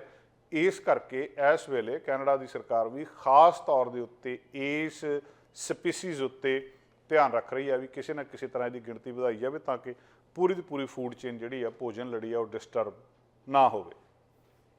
ਪਿਛਲੇ ਕੁਝ ਦਿਨਾਂ ਤੋਂ ਅਮਰੀਕਾ ਦੇ ਵਿੱਚ ਲਗਭਗ ਰੋਜ਼ ਹੀ ਇੱਕ ਖਬਰ ਅਖਬਾਰਾਂ ਦੀ ਸੁਰਖੀ ਬਣਦੀ ਆ। 6 ਜਨਵਰੀ 2021 ਨੂੰ ਕੈਪੀਟਲ ਹਿੱਲ ਜਾਣੀ ਕਿ ਅਮਰੀਕਾ ਦੀ ਸੰਸਦ, ਉਹਦੇ ਉੱਤੇ ਹੋਏ ਹਮਲੇ ਬਾਰੇ ਜਿਹੜੀ ਹੀਅਰਿੰਗ ਹੋ ਰਹੀ ਹੈ। ਸਾਲ ਤੋਂ ਜ਼ਿਆਦਾ ਸਮਾਂ ਉਹਨਾਂ ਨੇ ਖੋਜਬੀਨ ਕੀਤੀ ਹੈ। ਖੋਜਬੀਨ ਤੋਂ ਬਾਅਦ ਕਿੰਨੀਆਂ ਉਹਨਾਂ ਨੇ ਇੰਟਰਵਿਊਜ਼ ਕੀਤੀਆਂ, ਸਾਰਾ ਕੁਝ ਕਰਨ ਤੋਂ ਬਾਅਦ ਹੁਣ ਉਹਦੇ ਬਾਰੇ ਕਈ ਖੁਲਾਸੇ ਹੋ ਰਹੇ ਆ ਕਿ ਅਸਲ ਦੇ ਵਿੱਚ ਉਸ ਵੇਲੇ ਹੋਇਆ ਕੀ ਸੀ। ਅਮਰੀਕਾ ਦੇ ਇਤਿਹਾਸ ਦਾ ਇੱਕ ਕਾਲਾ ਦਿਨ ਸੀ 6 ਜਨਵਰੀ 2021। ਭੀੜ ਨੇ ਇਕੱਠੀ ਹੋ ਕੇ ਕੈਪੀਟਲ ਹਿੱਲ ਦੇ ਉੱਤੇ ਹਮਲਾ ਕਰ ਦਿੱਤਾ। ਕੁਝ ਵੀ ਉੱਥੇ ਜਿਹੜਾ ਨਹੀਂ, ਜਿਹੜੀਆਂ ਉੱਥੋਂ ਦੀ ਪੁਲਿਸ ਸੀਗੀ ਉਹਨਾਂ ਨੂੰ ਕਰਨ ਦਿੱਤਾ ਤੇ ਜੋ ਕੁਝ ਵੀ ਉੱਥੇ ਹੋਇਆ ਉਹ ਪੂਰੀ ਦੁਨੀਆ ਨੇ TV ਦੇ ਉੱਤੇ ਤੇ ਅਖਬਾਰਾਂ ਦੀਆਂ ਤਸਵੀਰਾਂ ਦੇ ਰਾਹੀਂ ਦੇਖਿਆ। ਮਾਮਲਾ ਬੜਾ ਸਿੱਧਾ ਸਿੱਧਾ ਸੀ ਕਿ ਉਸ ਵੇਲੇ ਦੇ ਰਾਸ਼ਟਰਪਤੀ ਡੋਨਲਡ ਟਰੰਪ ਇਲੈਕਸ਼ਨ ਹਾਰ ਚੁੱਕੇ ਸੀ ਤੇ ਉਹ ਕਹਿੰਦੇ ਸੀ ਮੈਂ ਹਾਰਿਆ ਨਹੀਂ, ਮੈਨੂੰ ਹਰਾਇਆ ਗਿਆ, ਵੋਟਾਂ ਦੇ ਵਿੱਚ ਮੇਰੇ ਨਾਲ ਧੋਖਾ ਹੋਇਆ। ਇੱਕ ਬਹੁਤ ਵੱਡੀ ਭੀੜ ਜਿਹੜੀ ਉਹਨਾਂ ਦੇ ਹੱਕ ਵਿੱਚ ਸੀ ਉਹ ਰਾਸ਼ਟਰਪਤੀ ਜੋ ਬਾਈਡਨ ਦੇ ਸਹੁੰ ਚੁੱਕਣ ਜਾਂ ਉਹਨਾਂ ਦੇ ਰਾਸ਼ਟਰਪਤੀ ਬਣਨ ਦੇ ਹੱਕ ਵਿੱਚ ਨਹੀਂ ਸੀ। ਬਾਵਜੂਦ ਇਸ ਗੱਲ ਦੇ ਵੀ ਉਹਨਾਂ ਨੇ ਜਿੱਤ ਪ੍ਰਾਪਤ ਕੀਤੀ ਹੈ। ਇੱਕ ਫਾਲਸ ਜਿਹੜਾ ਨੈਰੇਟਿਵ ਸਿਰ ਦੇ ਦਿੱਤਾ ਗਿਆ ਵੀ ਨਹੀਂ, ਇਹ ਜਿਹੜੇ ਉਸ ਵੇਲੇ ਦੇ ਰਾਸ਼ਟਰਪਤੀ ਡੋਨਲਡ ਟਰੰਪ ਦੇ ਨਾਲ ਧੋਖਾ ਹੋਇਆ ਤੇ ਉਹਨਾਂ ਨੇ ਧੱਕੇ ਨਾਲ ਲੋਕਾਂ ਨੇ ਫਿਰ ਕੈਪੀਟਲ ਹਿੱਲ ਦੇ ਉੱਤੇ ਹਮਲਾ ਕਰਕੇ ਜਿਹੜੀ ਉੱਥੇ ਇੱਕ ਬੜਾ ਸ਼ਰਮਨਾਕ ਕੰਮ ਕੀਤਾ ਸੀ। ਹੁਣ ਉਹਦੀ ਸੁਣਵਾਈ ਦੇ ਵਿੱਚੋਂ ਅਲੱਗ-ਅਲੱਗ ਗੱਲਾਂ ਸਾਹਮਣੇ ਆ ਰਹੀਆਂ ਕਿ ਇਹਦੇ ਲਈ ਜ਼ਿੰਮੇਵਾਰ ਕੌਣ ਸੀ। ਕਾਫੀ ਦਿਨਾਂ ਤੋਂ ਲਗਾਤਾਰ ਇਹ ਸੁਣਵਾਈ ਚੱਲ ਰਹੀ ਹੈ। ਕੱਲ੍ਹ ਬੁੱਧਵਾਰ ਨੂੰ ਵੀ ਉਹਨਾਂ ਦੀ ਜਿਹੜੀ ਹੀਅਰਿੰਗ ਸੀਗੀ ਇਸ ਮਾਮਲੇ ਦੇ ਵਿੱਚ, ਇਹਦੇ ਵਿੱਚ ਉਹਨਾਂ ਨੇ ਕੁਝ ਜਿਹੜੀਆਂ ਗੱਲਾਂ ਉਹ ਦੱਸੀਆਂ ਕਿ 2020 ਦੇ ਵਿੱਚ ਰਾਸ਼ਟਰਪਤੀ ਇਲੈਕਸ਼ਨ ਦੇ ਨਤੀਜਿਆਂ ਨੂੰ ਪਲਟਣ ਦੀ ਕੋਸ਼ਿਸ਼ ਇੱਕ ਵੱਡਾ ਕਾਰਨ ਸੀ ਇਸ ਸਾਰੀ ਹਿੰਸਾ ਦਾ। ਅਮਰੀਕੀ ਕਾਂਗਰਸ ਕਮੇਟੀ ਦੇ ਸਾਹਮਣੇ ਜਿਹੜੀ ਰਾਸ਼ਟਰਪਤੀ ਉਸ ਵੇਲੇ ਦੇ ਰਾਸ਼ਟਰਪਤੀ ਟਰੰਪ ਦੀ ਸਹਿਯੋਗੀ ਕੈਸਡੀ ਹਿਚਿਨਸਨ ਨੇ ਗਵਾਹੀ ਦਿੱਤੀ ਹੈ। ਕੈਸਡੀ ਹਿਚਿਨਸਨ ਨੇ ਗਵਾਹੀ, ਨੇੜੇ ਉਹ ਰਾਸ਼ਟਰਪਤੀ ਟਰੰਪ ਦੇ ਰਹੀ ਆ ਉਸ ਵੇਲੇ, ਪਰ ਗਵਾਹੀ ਉਹਨੇ ਟਰੰਪ ਦੇ ਖਿਲਾਫ ਦਿੱਤੀ ਆ। ਉਹ ਕਹਿੰਦੇ ਵੀ ਜਿਹੜੀ ਹਿੰਸਾ ਹੋਈ ਸੀ ਇਹਦੇ ਵਿੱਚ ਡੋਨਲਡ ਟਰੰਪ ਨੂੰ ਇਹ ਗੱਲ ਪਤਾ ਸੀ ਕਿ ਉਹ ਜਿਹੜੇ ਸਮਰਥਕ ਨੇ, ਜਿਹੜੇ ਉਹਨਾਂ ਦੀ ਸੋਚ ਵਾਲੇ ਬੰਦੇ ਨੇ, ਉਹਨਾਂ ਦੇ ਕੋਲ ਹਥਿਆਰ ਆ ਤੇ ਕਹਿੰਦੇ ਉਹ ਆਪ ਇਹਨਾਂ ਸਮਰਥਕਾਂ ਦੇ ਨਾਲ ਉੱਥੇ ਕੈਪੀਟਲ ਹਿੱਲ ਦੇ ਉੱਤੇ ਜਾਣਾ ਚਾਹੁੰਦੇ ਸੀ, ਭੀੜ ਦੇ ਵਿੱਚ ਸ਼ਾਮਲ ਹੋਣਾ ਚਾਹੁੰਦੇ ਸੀ। ਤੇ ਇਸ ਮਾਮਲੇ ਦੇ ਵਿੱਚ ਉਹਨਾਂ ਨੇ ਕਹਿੰਦੇ ਇੱਕ ਸੀਕਰਟ ਏਜੰਟ ਦੇ ਉੱਤੇ ਹਮਲਾ ਵੀ ਕੀਤਾ, ਜਦੋਂ ਉਹਨਾਂ ਨੂੰ ਇੱਕ ਸੀਕਰਟ ਸਰਵਿਸ ਦੇ ਏਜੰਟ ਨੇ ਉਸ ਵੇਲੇ ਦੇ ਰਾਸ਼ਟਰਪਤੀ ਡੋਨਾਲਡ ਟਰੰਪ ਨੂੰ ਰੋਕਣ ਦੀ ਕੋਸ਼ਿਸ਼ ਕੀਤੀ ਕਿ ਤੁਸੀਂ ਕੈਪੀਟਲ ਹਿੱਲ ਉੱਤੇ ਨਹੀਂ ਜਾ ਸਕਦੇ। ਤੇ ਦੱਸਦੇ ਆ ਕਿ ਕਹਿੰਦੇ ਉਹਨਾਂ ਨੇ ਉਹਦਾ ਗਲੇ ਤੋਂ ਉਹਨੂੰ ਫੜ ਲਿਆ। ਇਸ ਤੋਂ ਇਲਾਵਾ ਜਿਹੜੇ ਹੋਰ ਵੀ ਬਹੁਤ ਸਾਰੇ ਸੀਕਰਟ ਸਰਵਿਸ ਦੇ ਲਿਮੋਜ਼ਿਨ ਡਰਾਈਵਰ ਦੀ ਜਗ੍ਹਾ ਦੇ ਉੱਤੇ ਖੁਦ ਕਹਿੰਦੇ ਆਪ ਸਟੀਅਰਿੰਗ ਵੀਲ ਮਤਲਬ ਬੈਠ ਕੇ ਉਹਨੂੰ ਸੰਭਾਲਣ ਦੀ ਕੋਸ਼ਿਸ਼ ਕੀਤੀ ਹੈ। ਵੀ ਉਹ ਉਸ ਵੇਲੇ ਡੋਨਾਲਡ ਟਰੰਪ ਇੰਨੇ ਗੁੱਸੇ ਦੇ ਵਿੱਚ ਸੀ ਵੀ ਉਹ ਕਿਸੇ ਦੀ ਵੀ ਗੱਲ ਸੁਣਨ ਨੂੰ ਤਿਆਰ ਨਹੀਂ ਸੀ। ਉਹ ਕਹਿੰਦੇ ਜਿਹੜੇ head of security staff Bobby angle ਨੂੰ ਉਹਨਾਂ ਨੇ ਕਿਹਾ ਕਿ ਜਿਹੜੀ ਅਮਰੀਕਾ ਦੇ ਰਾਸ਼ਟਰਪਤੀ ਦੀ ਗੱਡੀ ਆ ਬੀਸਟ ਆ, ਉਹਦੇ ਵਿੱਚ ਜਦੋਂ ਟਰੰਪ ਬੈਠੇ ਤਾਂ ਕੈਪੀਟਲ ਹਿੱਲ ਦੇ ਉੱਤੇ ਉਹ ਜਾਣਾ ਚਾਹੁੰਦੇ ਸੀ। ਉਹ ਕਹਿੰਦੇ ਉੱਥੇ ਨਹੀਂ ਜਾ ਸਕੇ ਕਿਉਂਕਿ ਉੱਥੇ ਖਤਰਾ ਬਹੁਤ ਸੀ। ਇਸ ਗੱਲ ਦੇ ਉੱਤੇ ਉਹਨਾਂ ਨੂੰ ਗੁੱਸਾ ਆ ਗਿਆ ਤੇ ਉਹ ਕਹਿੰਦੇ ਮੈਂ ਰਾਸ਼ਟਰਪਤੀ ਹਾਂ ਤੇ ਮੈਨੂੰ ਤੁਸੀਂ ਕੈਪੀਟਲ ਹਿੱਲ ਲੈ ਕੇ ਚੱਲੋ। ਸੋ ਹੁਣ ਤੱਕ ਜਿਹੜੀ ਇਹ ਸਾਰੀ ਹੀਅਰਿੰਗ ਹੋਈ, ਕਿੰਨੀਆਂ ਹੀਅਰਿੰਗ ਲਗਾਤਾਰ ਹੋਈਆਂ, ਉਹਦੇ ਵਿੱਚ ਜਿਹੜੀਆਂ ਗੱਲਾਂ ਬਾਤਾਂ ਹੁਣ ਤੱਕ ਸਾਹਮਣੇ ਆਈਆਂ ਉਹਨਾਂ ਦੇ ਵਿੱਚ ਇੱਕ ਗੱਲ ਤਾਂ ਇਹ ਆ ਕਿ ਉਸ ਵੇਲੇ ਦੇ ਰਾਸ਼ਟਰਪਤੀ ਟਰੰਪ ਨੂੰ ਦੱਸਿਆ ਗਿਆ ਸੀ ਕਿ ਉਹਨਾਂ ਦੇ ਸਮਰਥਕਾਂ ਦੇ ਕੋਲ ਹਥਿਆਰ ਆ। ਇਹ ਪਤਾ ਸੀ ਉਹਨਾਂ ਨੂੰ ਵੀ ਉੱਥੇ ਵਾਇਲੈਂਸ ਹੋਊਗੀ, ਹਿੰਸਾ ਹੋਊਗੀ, ਬਾਵਜੂਦ ਵੀ ਉਹਨਾਂ ਨੇ ਕਿਹਾ ਸੀ ਕਿ ਮੈਨੂੰ ਕੋਈ ਫਰਕ ਨਹੀਂ ਪੈਂਦਾ ਵੀ ਉਹਨਾਂ ਦੇ ਕੋਲ ਹਥਿਆਰ ਹੈਗੇ ਆ ਜਾਂ ਨਹੀਂ, ਉਹ ਮੈਨੂੰ ਕੁਛ ਨਹੀਂ ਕਹਿੰਦੇ। ਇਹ ਗੱਲ ਕਹਿੰਦੇ ਡੋਨਾਲਡ ਟਰੰਪ ਨੇ ਉਸ ਵੇਲੇ ਕਹੀ ਸੀ ਤੇ ਉਹ ਕੈਪੀਟਲ ਹਿੱਲ ਦੇ ਉੱਤੇ ਜਾਣ ਲਈ ਉਹਨਾਂ ਨੇ ਕਿਹਾ ਸੀ। ਜਿਹੜੀ ਇਹਨਾਂ ਦੀ ਕਮੇਟੀ ਆ ਉੱਥੋਂ ਦੇ ਸੰਸਥਾ ਦੀ, ਉਹਨਾਂ ਦੀ ਰਿਪੋਰਟ ਦੇ ਵਿੱਚ ਦੋਸ਼ ਲੱਗਿਆ ਕਿ 6 ਜਨਵਰੀ 2021 ਨੂੰ ਕੈਪੀਟਲ ਹਿੱਲ ਦੇ ਵਿੱਚ ਹਿੰਸਾ ਦੇ ਵਿੱਚ ਕੋਈ ਦੁਰਘਟਨਾ ਨਹੀਂ ਸੀ। ਟਰੰਪ ਦਾ ਜਿਹੜਾ ਇੱਕ ਅੰਤਮ ਸਟੈਂਡ ਸੀਗਾ ਤੇ ਟਰੰਪ ਦੇ ਜਿਹੜੇ ਉਹ ਦੰਗੇ ਸੀਗੇ ਉੱਥੇ ਉਹਨਾਂ ਨੇ ਉਹਨੂੰ ਅੰਜਾਮ ਦਿੱਤਾ ਤੇ ਤਖਤਾ ਪਲਟਣ ਦੀ ਕੋਸ਼ਿਸ਼ ਕੀਤੀ। ਵਾਈਟ ਹਾਊਸ ਦੇ ਵਿੱਚ ਵਾਈਟ ਹਾਊਸ ਜਿਹੜਾ 3 ਧੜਿਆਂ ਦੇ ਵਿੱਚ ਇੱਕ ਤਰੀਕੇ ਨਾਲ ਵੰਡਿਆ ਗਿਆ ਸੀ। ਇੱਕ ਗਰੁੱਪ ਟਰੰਪ ਨੂੰ ਹਿੰਸਾ ਰੋਕਣ ਦੇ ਲਈ ਉੱਥੋਂ ਕਹਿ ਰਿਹਾ ਸੀ, ਇਹ ਗਰੁੱਪ ਜਿਹੜੀ ਆ ਉਹਦੀ ਬੇਟੀ ਇਵਾਂਕਾ ਟਰੰਪ ਉਸ ਗਰੁੱਪ ਦੇ ਵਿੱਚ ਸ਼ਾਮਲ ਦੱਸੀ ਜਾਂਦੀ ਹੈ। ਤੇ ਦੂਜੇ ਗਰੁੱਪ ਦੇ ਵਿੱਚ ਟਰੰਪ ਦੇ ਕੁਝ ਐਡਵਾਈਜ਼ਰ ਸੀਗੇ, ਉਹ ਇਹਨੂੰ ਲੈ ਕੇ ਨਿਊਟਰਲ ਸੀਗੇ। ਉਹ ਜਾਣਦੇ ਸੀ ਕਿ ਜਿਹੜਾ ਐਕਸ਼ਨ ਲਿਆ ਜਾਣਾ ਚਾਹੀਦਾ, ਲੇਕਿਨ ਟਰੰਪ ਉਸੇ ਵੇਲੇ ਕਾਰਵਾਈ ਨਹੀਂ ਕਰਨਗੇ। ਤੇ ਤੀਜਾ ਗਰੁੱਪ ਕਹਿੰਦੇ ਜਿਹੜੇ ਦੂਜੀ ਕੈਟਾਗਰੀ ਦਾ ਸੀਗਾ, ਜਿਹੜੇ ਇਸ ਚੀਜ਼ ਨੂੰ ਜਿਹੜਾ ਦੂਜੇ ਤਰੀਕੇ ਦੇ ਨਾਲ ਦੇਖ ਰਹੇ ਸੀਗੇ। ਤੇ ਵਾਈਟ ਹਾਊਸ ਦੇ ਪੂਰਵ ਚੀਫ ਆਫ ਸਟਾਫ ਮਾਰਕ ਮਿਡੋਜ਼ ਇਸ ਗਰੁੱਪ ਦੇ ਵਿੱਚ ਦੱਸੇ ਜਾਂਦੇ। ਇਸ ਗਰੁੱਪ ਦਾ ਕਹਿਣਾ ਸੀ ਕਿ ਜਿਹੜੇ ਲੋਕ ਹਿੰਸਾ ਕਰ ਰਹੇ ਆ ਉਹ ਟਰੰਪ ਦੇ ਸਮਰਥਕ ਨਹੀਂ ਆ।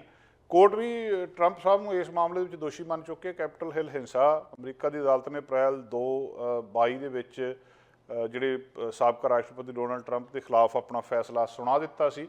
ਸੋ ਇਸ ਮਾਮਲੇ ਦੇ ਵਿੱਚ ਹੁਣ ਇਹ ਹੀਅਰਿੰਗ ਲਗਾਤਾਰ ਚੱਲ ਰਹੀ ਹੈ ਤੇ ਬਹੁਤ ਸਾਰੀਆਂ ਗੱਲਾਂ ਇਹਦੇ ਵਿੱਚੋਂ ਜਿਹੜੀਆਂ ਸਾਹਮਣੇ ਆਉਣਗੀਆਂ।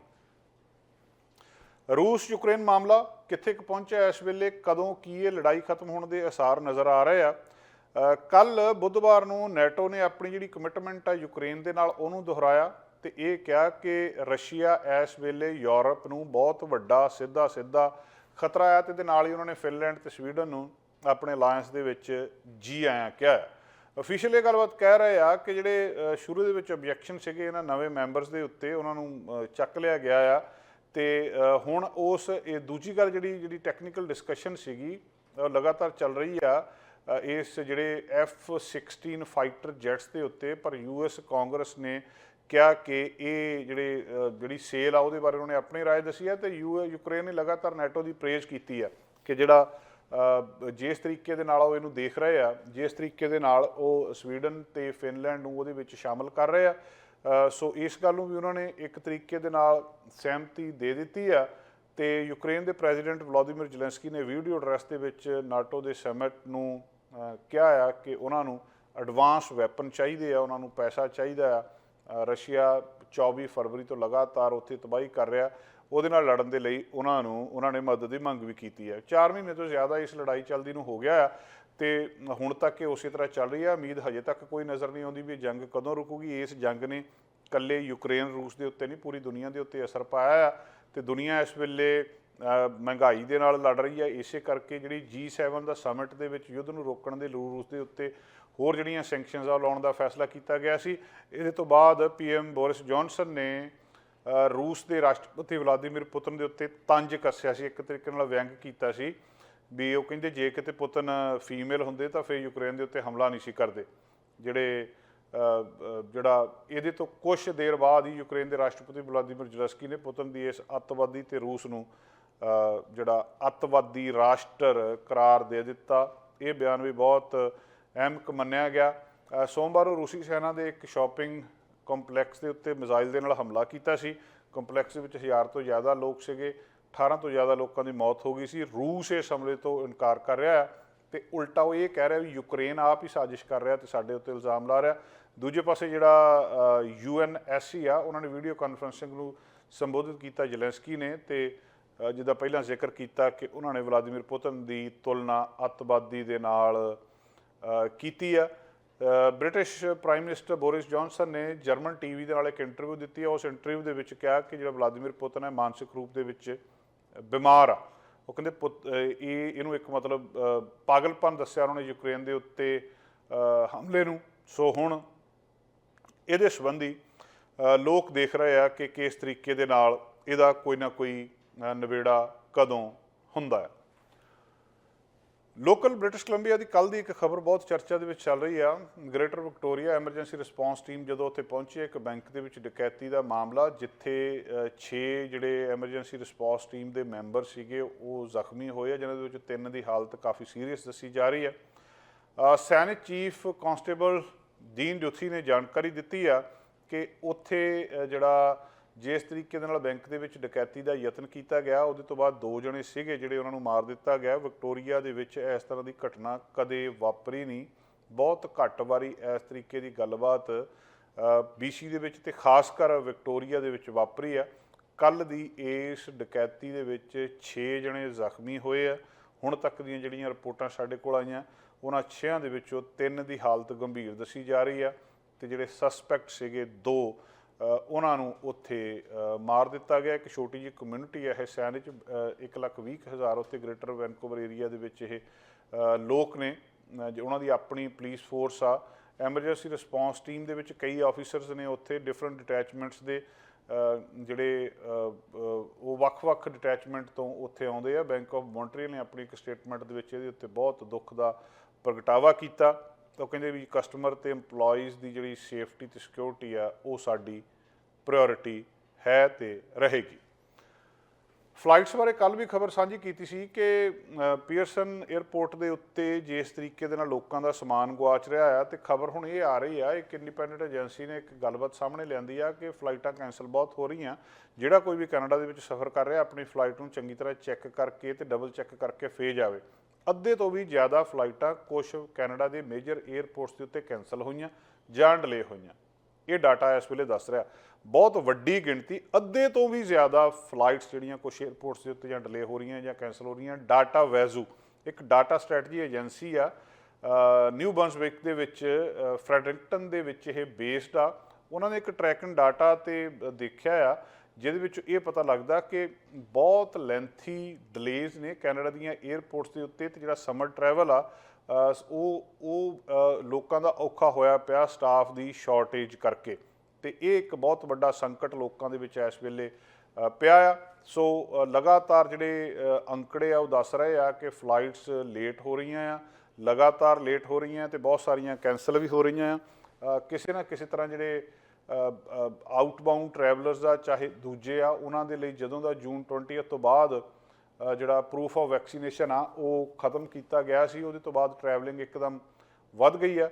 ਟੂਰਿਜ਼ਮ ਅਤੇ ਏਅਰਲਾਈਨ ਸੈਕਟਰ ਇਸ ਵੇਲੇ ਕਹਿ ਰਿਹਾ ਕਿ ਉਹਨਾਂ ਨੂੰ ਸਟਾਫ ਹੋਰ ਚਾਹੀਦਾ, ਪਰ ਸਟਾਫ ਨਹੀਂ ਮਿਲ ਰਿਹਾ। ਜਿਹੜਾ ਡਾਕੂਮੈਂਟ ਉਹਨਾਂ ਨੇ ਦਿੱਤਾ ਆ, ਉਸ ਡਾਕੂਮੈਂਟ ਦੇ ਵਿੱਚ ਇਹ ਦੱਸਿਆ ਕਿ ਕੈਨੇਡਾ ਬਾਰਡਰ ਸਰਵਿਸਿਜ਼ ਏਜੰਸੀ ਦੇ ਕਿੰਨੇ ਆਫੀਸਰ ਕਿਹੜੇ ਵੇਲੇ ਸੀਗੇ, ਔਰ ਕਹਿੰਦੇ ਇਸ ਵੇਲੇ ਕੈਨੇਡਾ ਦੇ ਵਿੱਚ 1 ਮਈ 2022 ਨੂੰ 1904 officer Canada border service agency ਦੇ ਕੰਮ ਕਰ ਰਹੇ ਆ, ਅਤੇ ਜਿਹੜੇ ਕਿ 2033 ਜਨਵਰੀ 2020 ਨੂੰ ਸੀਗੇ। ਮਤਲਬ ਉਹਦੇ ਤੋਂ ਵੀ ਘੱਟ ਆਫੀਸਰ ਨੇ। ਅਤੇ ਜਨਵਰੀ 2016 ਦੇ ਵਿੱਚ 1981 ਆਫੀਸਰ ਸੀਗੇ। ਸੋ ਕਿਉਂਕਿ ਆਫੀਸਰ ਹੀ ਨਹੀਂ ਉੱਥੇ ਇੰਨੇ ਜ਼ਿਆਦਾ। 4 ਮਈ 2024 ਨੂੰ 103 CBSE ਦੇ ਇੰਪਲੋਈਜ਼ ਜਿਹੜੇ ਨੇ ਉਹ ਅਨਪੇਡ ਲੀਵ ਦੇ ਉੱਤੇ ਆ ਆਪਣੇ ਵੈਕਸੀਨੇਸ਼ਨ ਵਾਲੇ ਰੌਲੇ ਕਰਕੇ। ਡਾਕੂਮੈਂਟ ਹੋਰ ਵੀ ਬਹੁਤ ਕੁਛ ਦੱਸ ਰਿਹਾ ਆ ਕਿ ਜਿਹੜੇ 6867 ਲੋਕ Canadian air transport security authority ਦੇ ਥਰਡ ਪਾਰਟੀ ਜਿਹੜੇ ਕੰਟਰੈਕਟਰਸ ਨੇ ਏਅਰਪੋਰਟ ਸਿਕਿਉਰਿਟੀ ਦੀ ਸਕਰੀਨਿੰਗ ਨੂੰ ਲੈ ਕੇ 16 ਮਈ 2022 ਨੂੰ ਉਹਨਾਂ ਨੇ ਉਹ ਵੀ ਹਾਇਰ ਕੀਤੇ ਆ। ਜਿਹੜੇ 7420 ਇਸ ਵੇਲੇ ਐਕਟਿਵ ਸਕਰੀਨ ਹੋਮ ਆਫੀਸਰ ਸੀਗੇ ਜਨਵਰੀ 1 2020 ਦੇ ਵਿੱਚ, ਤੇ 5509 ਜਨਵਰੀ 1 2016 ਦੇ ਵਿੱਚ। ਭਾਵੇਂ ਮਾਮਲਾ ਸਟਾਫ ਦਾ ਆ, ਕੋਈ ਵੀ ਆ, ਪਰ ਇਸ ਵੇਲੇ ਲੋਕਾਂ ਨੂੰ ਬਹੁਤ ਵੱਡੀ ਪਰੇਸ਼ਾਨੀ ਦਾ ਸਾਹਮਣਾ ਕਰਨਾ ਕੈਨੇਡਾ ਦੀਆਂ ਵੱਖ-ਵੱਖ ਏਅਰਪੋਰਟਸ ਦੇ ਉੱਤੇ ਪੈ ਰਿਹਾ। ਦੋਸਤੋ, ਅੱਜ ਦਾ ਪ੍ਰੋਗਰਾਮ ਇੱਥੇ ਸਮਾਪਤ ਕਰਦੇ ਹਾਂ। ਕੱਲ ਫਿਰ ਹਾਜ਼ਰ ਹੋਵਾਂਗੇ ਇੱਕ ਨਵੇਂ ਪ੍ਰੋਗਰਾਮ ਨਾਲ। ਸਾਡਾ ਹਰ ਇੱਕ ਪ੍ਰੋਗਰਾਮ ਦੇਖਣ ਤੇ ਸਾਡੇ ਨਾਲ ਜੁੜਨ ਲਈ ਸਬਸਕ੍ਰਾਈਬ ਕਰੋ ਚੈਨਲ ਪੰਜਾਬੀ ਤੇ ਨੋਟੀਫਿਕੇਸ਼ਨ ਲਈ ਬੈਲ ਆਈਕਨ ਵਾਲੇ ਬਟਨ ਤੇ ਕਲਿੱਕ ਕਰੋ।